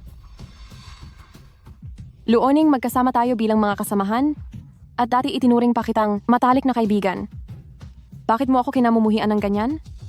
Anong klaseng kasamahan? Mula bata, ako ang mabuting anak sa mata ng mga magulang ko. At nasaan man ako, nandoon ang spotlight. Pero simula nang nakilala kita, lagi mo akong pinapahiya. Jiang Xingyu, Malaki ang agwat ng estado natin. Hindi mo ako dapat kalabanin. Wala akong balak makipagkumpetensya sa iyo. Ginagawa ko. Aplang ang trabaho ko. Huwag kang magkunwaring malinis dyan. Nandidiri ako. Ngayon, umangat na ako sa buhay at ikaw nakatadhana kang mabulok sa imburnal habang buhay. Hindi mo pa ba siya aalisin? Ay, oo nga. Sumama ka na lang sa akin ng masunurin para magpakasal at magkaanak. Ito ay mas maganda kaysa sa pagtatrabaho mo. Binabalaan ko kayo. Illegal ang human trafficking. Maaari ko kayong idemanda. Idemanda mo. Ako, bilang isang lalaki, hindi big deal sa akin ang makulong. Pero iba ka. Masama na ang reputasyon mo kapag kumalat ito na ikaw ang nauna sa panunukso. Walang hindi maniniwala, hindi ba? Ano? Mukhang hindi pa sapat ang leksyon na ibinigay ko sa inyo noong nakaraan. Ikaw na lang yung mabahong gwardya. Anong karapatan mong pagsabihan kami? Sa tingin mo ba talaga hindi kita kayang kalabanin? Hindi ba't nagpasilaw ka lang kay Kihuayde? Anong karapatan mo para maging mayabang? Paano niya nalaman ang tungkol sa amin ni Tio? Huwag kang makialam. Mabahong gwardya.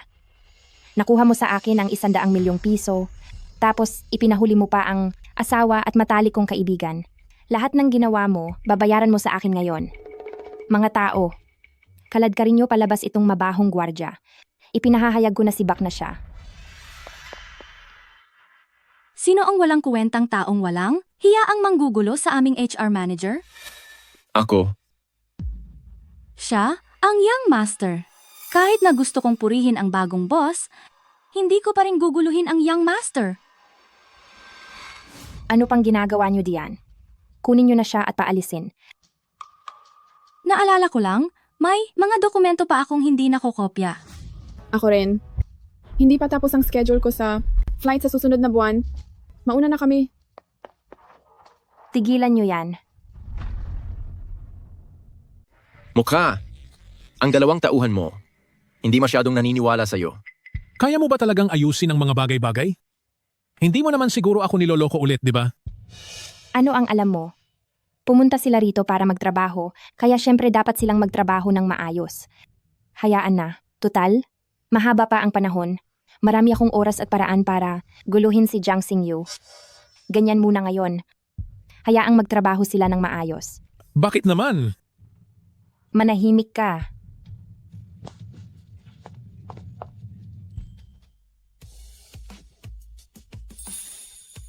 Salamat.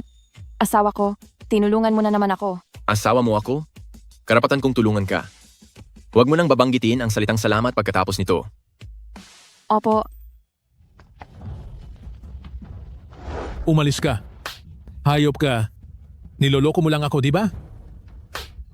Ano ka ba sa tingin mo? Naglakas loob kang sampalin ako? Tinutulungan kita dahil pinapahalagahan kita. Huwag mo akong bigyan ng masamang tingin. Nakikipagtalo ka pa sa akin, ano? Huwag mong kalimutan, binigyan kita ng 200,000 noon. Ibabalik mo sa akin o walang sinuman sa atin ang magiging masaya. Hindi ba't 200,000 lang? Hindi magtatagal ang buong Hengsin Aviation ay magiging akin. Kailangan ko pa ba ang pera mong iyan? Heto ang 200,000. Huwag ka nang babalik na umiiyak at nagmamakaawa. Magmamakaawa ako sa iyo? Ikaw na sinungaling. Nababaliw ka na ba?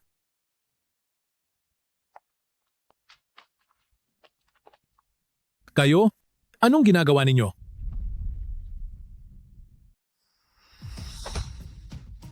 Naglakas loob kang magtangka sa aming ginang. Sa tingin ko, sawa ka na sa buhay, tama? Ginang? Hala, totoo ba ang sinabi ng malanding si Luoning na nakuha niya si Ginoong Lee? Nagkakamali kayo? Magkaibigan lang kami ni Luoning. Magkaibigan lang kami. Ganito na lang, basta't gumawa ng paraan si Luoning para ibenta sa akin ulit si Jiang Xingyu, babayaran ko siya ng pera ulit. Malapit ka na palang mamatay pero hindi mo pa rin pinagsisisihan. Tao, dalhin niyo sa istasyon ng pulis. Ano ba? Bitawan niyo ako? Bitawan niyo ako. Parent-teacher conference ngayon sa kindergarten. Magandang araw, bakit ka nag-aabala dyan? Kakaiba. Sino talaga ang asawa ni Jiang Xingyu? Ano ba ang posisyon niya? Kamusta na ang mga impormasyong pinahanap ko sa'yo? Nahanap na. Ito ang lahat ng impormasyon tungkol sa asawa niya.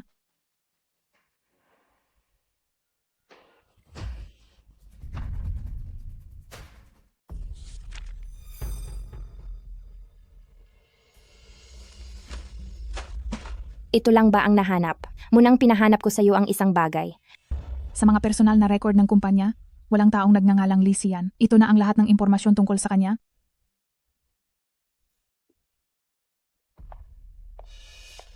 Isang security guard lang. Totoo, wala siyang karapatang isama sa personnel database. Tila nag-alala lang ako ng sobra.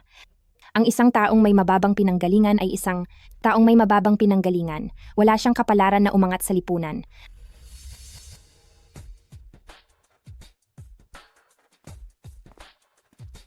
Young Master, tapos na naming asikasuhin si Sheshun. Alam ko. Kailangan ko pa bang isaulo ang talumpating ito? Puro kalokohan lang, masyadong mahaba at nakakainip.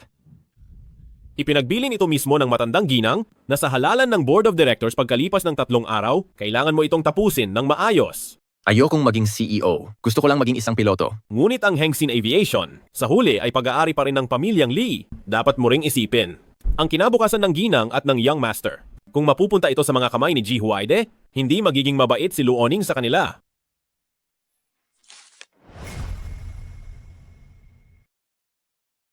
Pangulo, may sakit ka pa. Sabi ng doktor, hindi ka pa pwedeng umalis ng ospital. Itong katawan ko, hindi na talaga magtatagal. Gusto ko lang bago ako mamatay. Makita kong ikasal at magkaanak si Sian. Pero hindi po madaling pilitin ang pag-ibig. 5 taon na ang nakalipas, si Sian ay natrap at naging dahilan para mawalan ng puri ang isang babae. Kaya naman tungkol sa pag-ibig, may malaki siyang kinikimkim. Karaniwan, ni hindi niya hinahawakan ang mga babae. Sa pagkakataong ito, sa wakas ay nakahanap siya ng babaeng mapapangasawa. Kailangan kong makilala ang aking magiging manugang. Bakit ang batang ito? Parang kamukhang-kamukha niya si Chia noong bata pa. Ang pangarap kong magkaroon ng apo ay magkakatotoo na. Munting bata, anong pangalan mo? Ang pangalan ko po ay Jiang Hang. Lola, pasensiya na po. Hindi ko po sinasadyang mabangga kayo. Aray.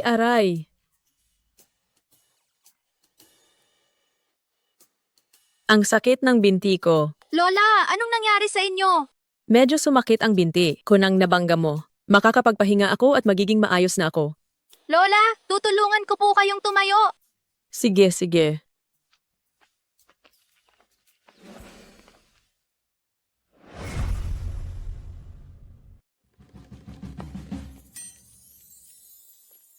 Lola, uminom po kayo ng tubig at magpahinga sandali. Bata, hindi ka ba natatakot na baka pagkakitaan kita? Hindi po. Sabi po ni Mama, kailangan mong panagutan ang ginawa mong mali. Dahil nabangga ko kayo, dapat akong humingi ng tawad. Magaling. Matalino ka na, marunong ka pa. Bata, gusto ka ni Lola. Gusto mo ba? Maging apo ni Lola? Ha? Hindi po maaari. May sarili na po akong mga magulang. Pero nakita ko na luma na ang bola mo. Siguradong hindi maganda ang kalagayan ng pamilya niyo, hindi ba? Opo. Mahirap po talaga para kina Mama at Papa na palakihin ako. Milyonaryo si Lola. Kung sumama ka kay Lola, hindi lang kayo titira sa malaking bahay, bibigyan din ni Lola ng pera ang mga magulang mo. Sa ganitong paraan, magiging walang alalahanin sa buhay at hindi na nila kailangang magtrabaho ng husto. Pero Lola, mas gusto ko si Mami kaysa sa pera. Naniniwala akong ganoon din si Mami. Ang anak ni Lola ay isang piloto. Hindi mo ba gustong magkaroon ng matangkad at guwapong tatay? Sige, ipakita ni Lola sa iyo ang litrato niya. Siguradong mai-in-love ka. Lola, kahit nagwapo nga po ang anak ninyo, malayo pa rin po sa tatay ko. Paano nangyari yon? Tingnan mong mabuti ulit. Lola, hintay lang po kayo rito. Babalik lang po ako para kumuha ng gamit.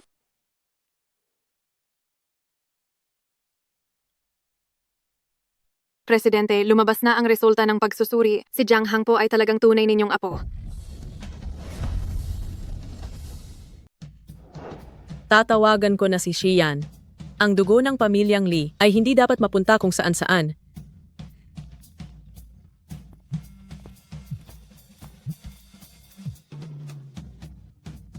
Ma, anong ginagawa mo sa subdivision ko? Huwag mo na akong tanungin, umuwi ka agad. Nakita ko na ang tunay mong anak para kayong hinulma sa iisang hulmahan.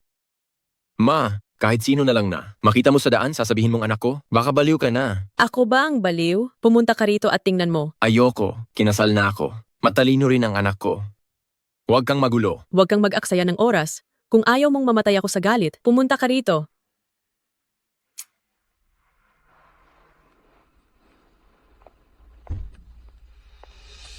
Anong nangyayari? Bakit sumakay sa kotse ni Ginoong Lee, ang walang kwentang asawa ni Jiang Xingyu?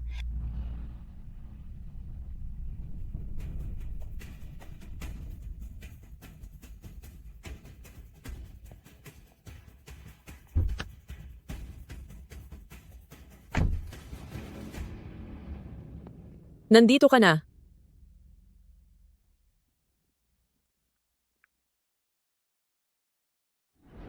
Lola, aksidente po kitang nabangga kanina. Kasalanan ko po.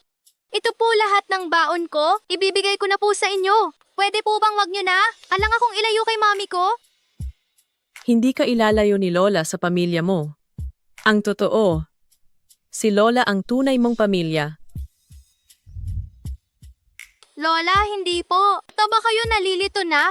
Hindi ka niloloko ni Lola. Malaman mo yan pag nakita mo na ang tunay mong ama. Papa! Hangbao. Papa! Hangbao.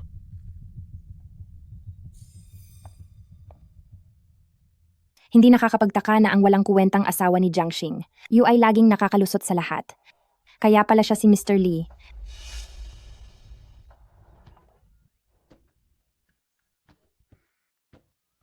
Daddy, sabi ng lola na yang ito na anak niya. Ano ba talagang nangyayari? Oo, ikaw na masamang bata. Ano ba talagang nangyayari dito? Young Master, ayon sa ulat ng pagsusuri, tunay na ikaw ang ama ni Hang Bao. Anak ko talaga si Hangbao. Si Xingyu ba ang babae noong gabing iyon 5 taon na ang nakalipas?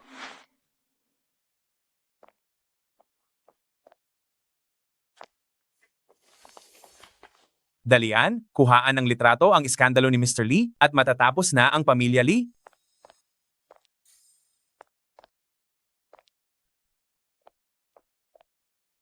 Sino?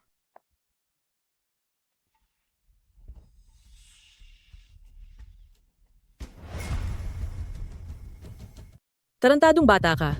Ganoong kahalaga ang bagay na iyan. Bakit ngayon mo lang sinabi sa akin? Walang hiya. Sa mga taong lumipas, si Mami ay dahil sa'yo. Kaya siya nagdusa ng labis. Hangbao, hindi iyan totoo. Noong araw na nagising ako mula sa eroplano, ako lang mag-isa. Hindi ko alam kung sino ang taong iyon at wala akong mapagtanungan. Hangbao, maniwala ka sa akin? Hindi ko sinasadya na iwanan kayo ni Mami. Nagsisinungaling ka pa rin. Ito lang ba ang isang bagay na ipinagsinungaling mo sa amin? Hindi ka naman talaga gwardya. To, di ba? Tama. Hindi nga ako gwardya. Natatakot ako na baka hindi ninyo agad matanggap ang aking pagkatao, kaya ako sinadya na itago ito sa inyo. Ayoko nang maniwala. Kung hindi mo mapapatawad si Mami para sa iyo, mula ngayon, hindi na kita tatawaging daddy. Kung hindi mo, maibabalik ang aking manugang at apo. Huwag ka na ring magpakita sa akin.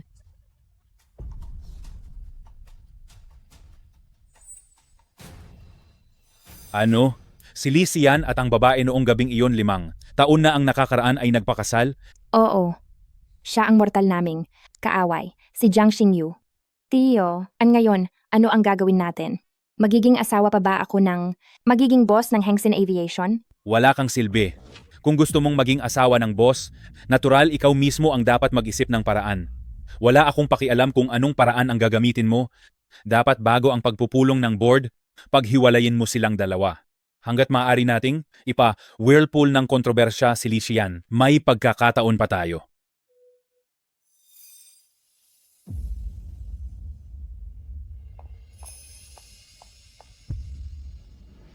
Mag-usap tayo. Wala tayong dapat pag-usapan. Ayaw mo bang malaman kung sino ba talaga ang asawa mo? Hindi siya isang security guard. Siya ang kapitan ng Hengxin Aviation. Higit pa rito, siya ang nag-iisang tagapagmana ng mayamang Li family. Ang sinasabi mo, kahit kalahating salita ay hindi ako maniniwala. Alam ko, natatakot kang maniwala sa katotohanang naloko ka. Kung gayon bilang isang mabuting katrabaho, tutulungan na kita.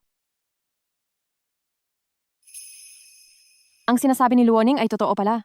Bakit ako niloko ni Li Xian? Hindi lang niya itinago ang kanyang pagkakakilanlan sa iyo, sinira niya rin ang iyong buhay. Anong ibig mong sabihin? Siya ang taong pumasok sa cabin lounge 5 taon na ang nakalipas. Siya iyon. Kung wala ang insidenteng iyon, dapat ay naging ehekutibo ka na ng Hengxin Aviation ngayon. Magiging napakaganda ng iyong buhay at aabot ka sa rurok ng tagumpay. Ngunit dahil kay Li Xian, nasira ang buong buhay mo. Imposible. Kung ganoon nga, bakit niya ako pinakasalan? Natural, gusto ka lang niyang laruin. Bakit hindi mo ginagamit ang sarili mong isip para pag-isipan? Ang taong kasing taas ni Li Xian, paanong bigla siyang nagpakasal sa iyo?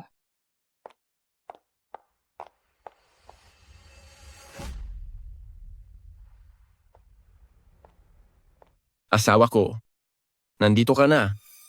Napagod ka ba sa trabaho ngayon? May kailangan ka?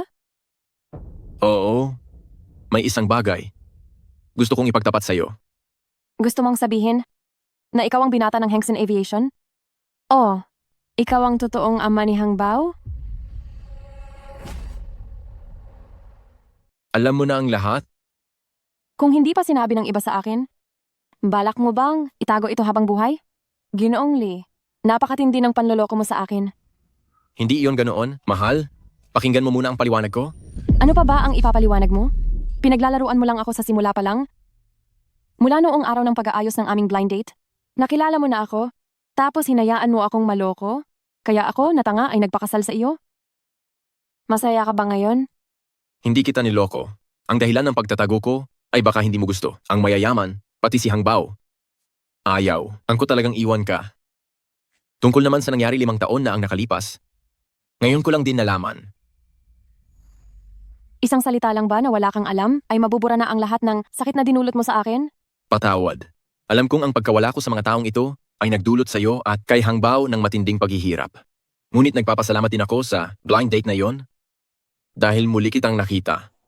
Mahal, pagbigyan mo na ako, hayaan mong bigyan ko kayo ni Hangbao ng kaligayahan. Huwag na. Hindi namin kailangan ang pakikilahok mo para sumaya. Hanggang dito na lang ang kasal natin. Maghanda na tayong mag-divorce. Bukod pa rito, sa akin si Hangbao, huwag mong tangkaing agawin sa akin ang kustodiya niya.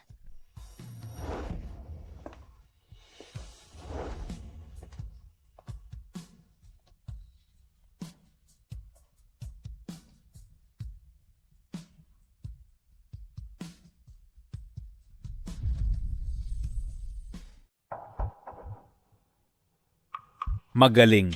Napakahusay ng pagkakagawa. Basta ipalabas lang natin ang balitang iniwan at sinaktan ni Li Xian, tiyak na masisira siya. Ngayon, handa na ang lahat, isa na lang ang kulang.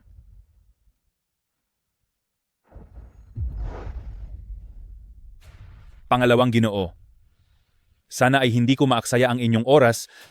Nais ko kayong imbitahan sa tsaa.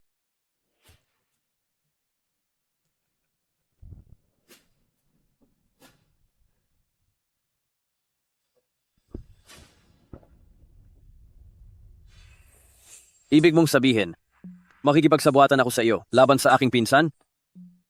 Pangalawang Ginoo, hindi ito pakikipaglaban. Ang ari-arian ng pamilya Li, dapat mayroon ka ring bahagi, hindi ba? Anong sama ng loob?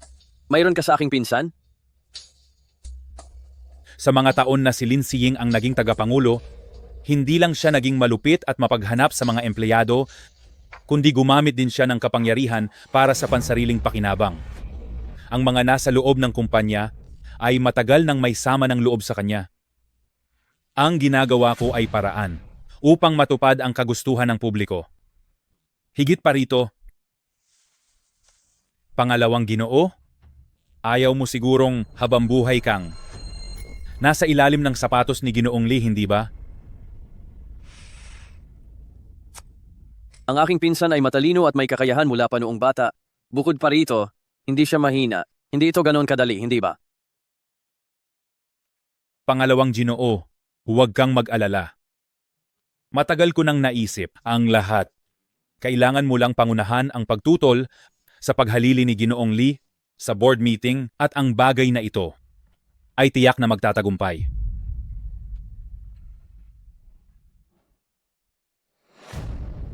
Sige na. Uwi muna ako para alamin.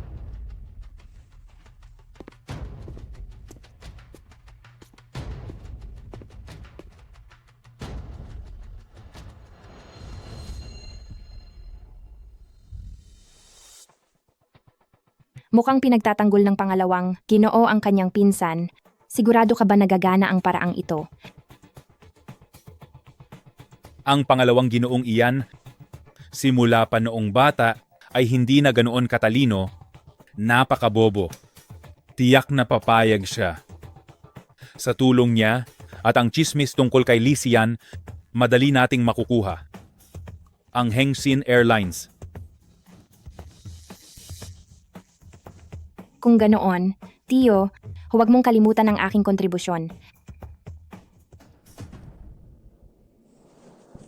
Iyon ay depende sa kung magiging masunurin ka.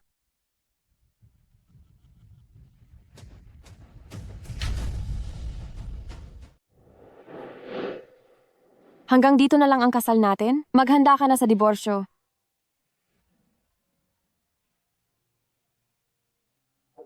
Kuya, huwag ka nang uminom. Kanina lang hinanap ako ni G. Huayde. Gustong makipagsabuatan kasama ko sa board para mapatalsik ka. G. Huayde, ang matandang yon.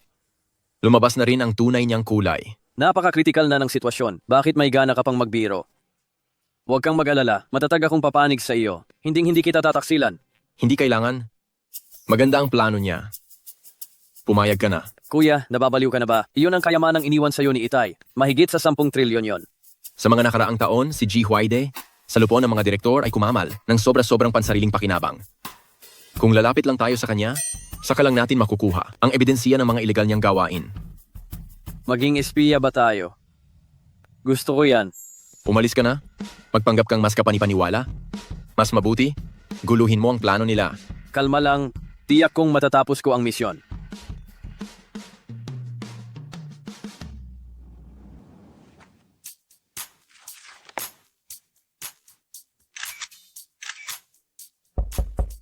Pangalawang batang amo, ang kasunduan sa kooperasyon, pakipirmahan po ninyo. Bukas na ang pulong ng board. Ang plano mo, hindi ba magkakaproblema? Hindi. Pangalawang batang amo, makakasiguro po kayo. Kapag pinirmahan mo lang ang kasunduang ito, pagkatapos mo itong lagdaan, agad magsisimula ang plano. Tunay ngang tanga ito, ganito kadaling, napaniwala ko siyang pumirma sa kasulatan ng paglilipat ng mga sapi. Hanggat tinutulungan ko siyang maupo, magiging akin na ang buong Hengsin Airlines. Nalagdahan ko na ang plano. Umpisahan na natin. Kontakin ang media, si Lee Sian, ang balitang nang akit at pagkatapos ay nang iwan, ikalat ninyo. Sige. Mga kasama, siguro naman natanggap na ninyo ang balitang chismis tungkol kay Sir Lina nang iwan at nambabaliwala, hindi ba? Ganyang kalaking balita, sino ang hindi nakakaalam? Sa loob lang ng isang gabi, ang presyo ng stock ng Hengsin Airlines ay bumaba ng 10% na nagdulot ng daan-daang milyong pagkalugi. Ang batang ito, si Sian, nasubaybayan ko ang kanyang paglaki. Hindi siya ang tipo ng tao na mangiiwan ng asawa at anak. Tiyak na mayroon lamang pagkakamali rito. Ano ngayon kung may pagkakamali? Ngayon ang opinyon ng publiko ay napakamasama sa atin. Kung hindi tayo gagawa ng paraan para ayusin ito, baka malugi tayo. Mga kasama, dahil sinira ni Sir Lee ang reputasyon ng Hengsin Airlines sa ganitong paraan, iminumungkahi ko na dapat siya ay agad na magbitiw sa pwesto. Magbitiw, umalis ka sa Hengsin Airlines.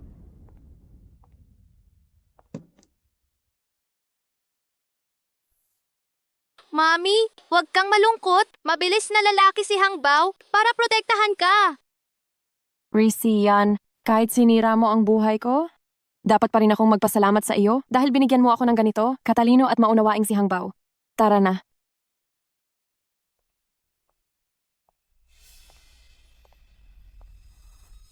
Si Rian ay pinaalis. Nasa Hengsin Airlines. Binabati kita. Matagumpay mo siyang naparusahan. Anong ibig mong sabihin? Hindi mo pa ba alam? Ang balita tungkol sa pag-iwan sa iyo ni Rian ay nag-trending. Ang presyo ng stock ng Hengsin Airlines ay bumagsak ng husto. Kasalukuyan siyang sinisintensiyahan ng mga shareholders sa conference room. Paanong nangyari iyon?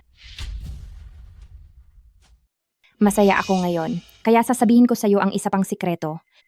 5 taon na ang nakalipas. Ako ang naglagay ng gamot sa iyo. Ang bala ko ay ipakuha sa iba ang ebidensya ng pagtatalik ninyo ng kung sinong lalaki para mawala ang iyong reputasyon. Pero, nagkaroon ka ng swerte, nakaiwas ka sa kapahamakan, at nakasalubong mo pa si Lichian. Kaya pala ikaw, Luoning, paulit-ulit mo akong sinasaktan? Hindi ka ba natatakot na isama kita sa pagbagsak ko? Natatakot naman ako. Sino ba ang tinatakot ni Jiang Xingyu? Ngayon ay kasama ko na si Ji Huaide. Kapag siya na ang humawak sa Hengsin Airlines, ako na ang magiging pinakamamahal na babae sa lungsod na ito. Ano ang ipinanglalaban mo sa akin? Hindi ko hahayaang magtagumpay ka. Hinding-hindi. Ngayong tapos na ang lahat, inakala mo bang maaayos mo pa ang sitwasyon? Wala ka talagang kaalaman sa sarili.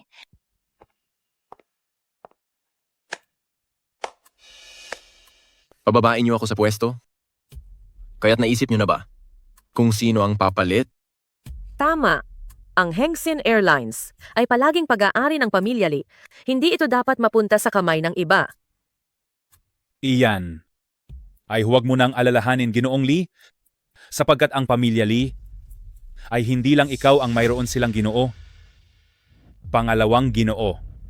Sa ganitong paraan na nagpapabigat, si Ginoong Lee sa Hengsin Airlines, hindi ba dapat siyang paalisin agad sa kumpanya? Oo, dapat nga siyang palayasin. Nakita mo? Mismong ang pangalawang ginoo na ang nagsalita, may masasabi ka pa ba? Ang ibig kong sabihin ay, dapat ikaw ang palayasin.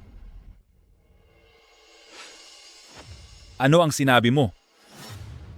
Mga kasama, si Ji Huaide sa loob ng 5 taon na ito ay namuno sa lupon at kumuha ng pribadong kita. Iligal na inilipat ang mga ari-arian ng kumpanya.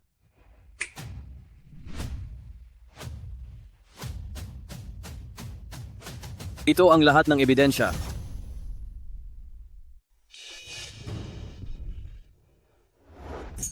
Ji Huaide, lubos kaming nagtiwala sa'yo, tapos niloko mo lang pala ang kumpanya. Ang taong katulad na sumisira sa ari-arian ng kumpanya ay dapat tawagan agad ng pulis at ipakulong. Kaya pala, iyong mga balita, ikaw din ang gumawa para guluhin si Ginoong Lee, ano? Ikaw na walang hiya at gumagawa ng masama. Pangalawang ginoo. Anong ibig mong sabihin?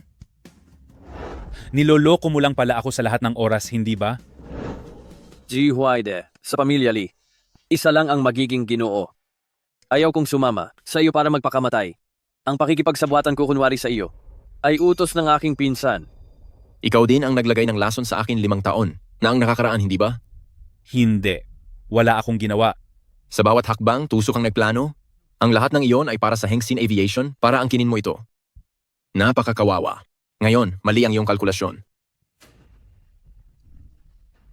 Ginoong Lee, ako po ay naging mapangahas. Hindi na po ako uulit. Pakiusap. Bigyan mo pa ako ng isang pagkakataon, ha?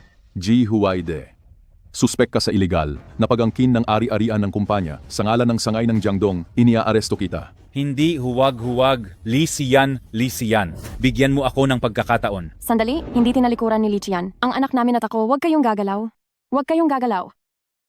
Mabuti at ayos lang siya. Mga Ginoo, tapos na ang board meeting. Dapat nyo na akong tawaging. Ginang ng chairman, hindi ba? Ikaw si Luoning, hindi ba? Ikaw ay may kaugnayan sa isang kaso ng ilegal na paglilipat ng ari-arian. Sumama ka sa akin sa presinto para imbestigahan. Anong ginagawa mo? Bitawan mo ako.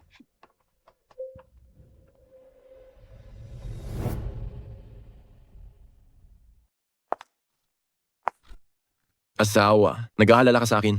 Tama ba? Hindi ako. Ayoko lang mapunta ang Hangshin Airlines sa kamay ng masasamang tao. Huwag kang masyadong mag-isip.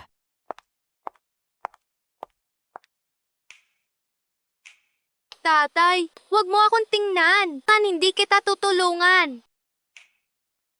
Hangbaw, nagkamali si tatay. Tulungan mo ulit si tatay? Sige na. Hindi kita pinaniniwalaan. Sabi ng guro, hindi dapat paniwalaan ang mga salita ng mga manloloko. Alam kong nagdusa kayo ng maraming sakit ng loob ni Mommy nitong mga nakaraang taon. Babawi ako sa inyo. Sumusumpa ako, nangangako ako sa iyo. Aalagaan ko si Mommy at siya ang magiging sentro. Lisian, sana walang masamang mangyari sa iyo. Kahit sinasabi ng isip ko na huwag kitang patawarin.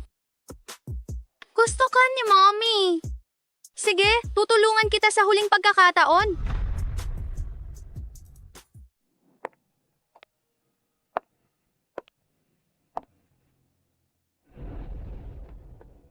Kayo? Anong ginagawa ninyo? Asawa ko, patawad. Sa loob ng 5 taon, marami kang tiniis na paghihirap. Ngunit sigurado ako, ang pagkikita natin at maging ang kasal, hindi ito pagkakamali. Sa katunayan, ito ay isang pagkakataon na binigay ng langit para itama ko ang aking pagkakamali. Asawa ko, ngayong oras na ito, buong puso kitang pinakasalan, gamit ang pag-ibig at responsibilidad, at ang buong pamilya bilang bigay kaya. Handa ka bang bigyan ako ng isa pang pagkakataon? Asawa ko. Mami, Bakit? Anong nangyari? ayaw ni Mami sa'yo.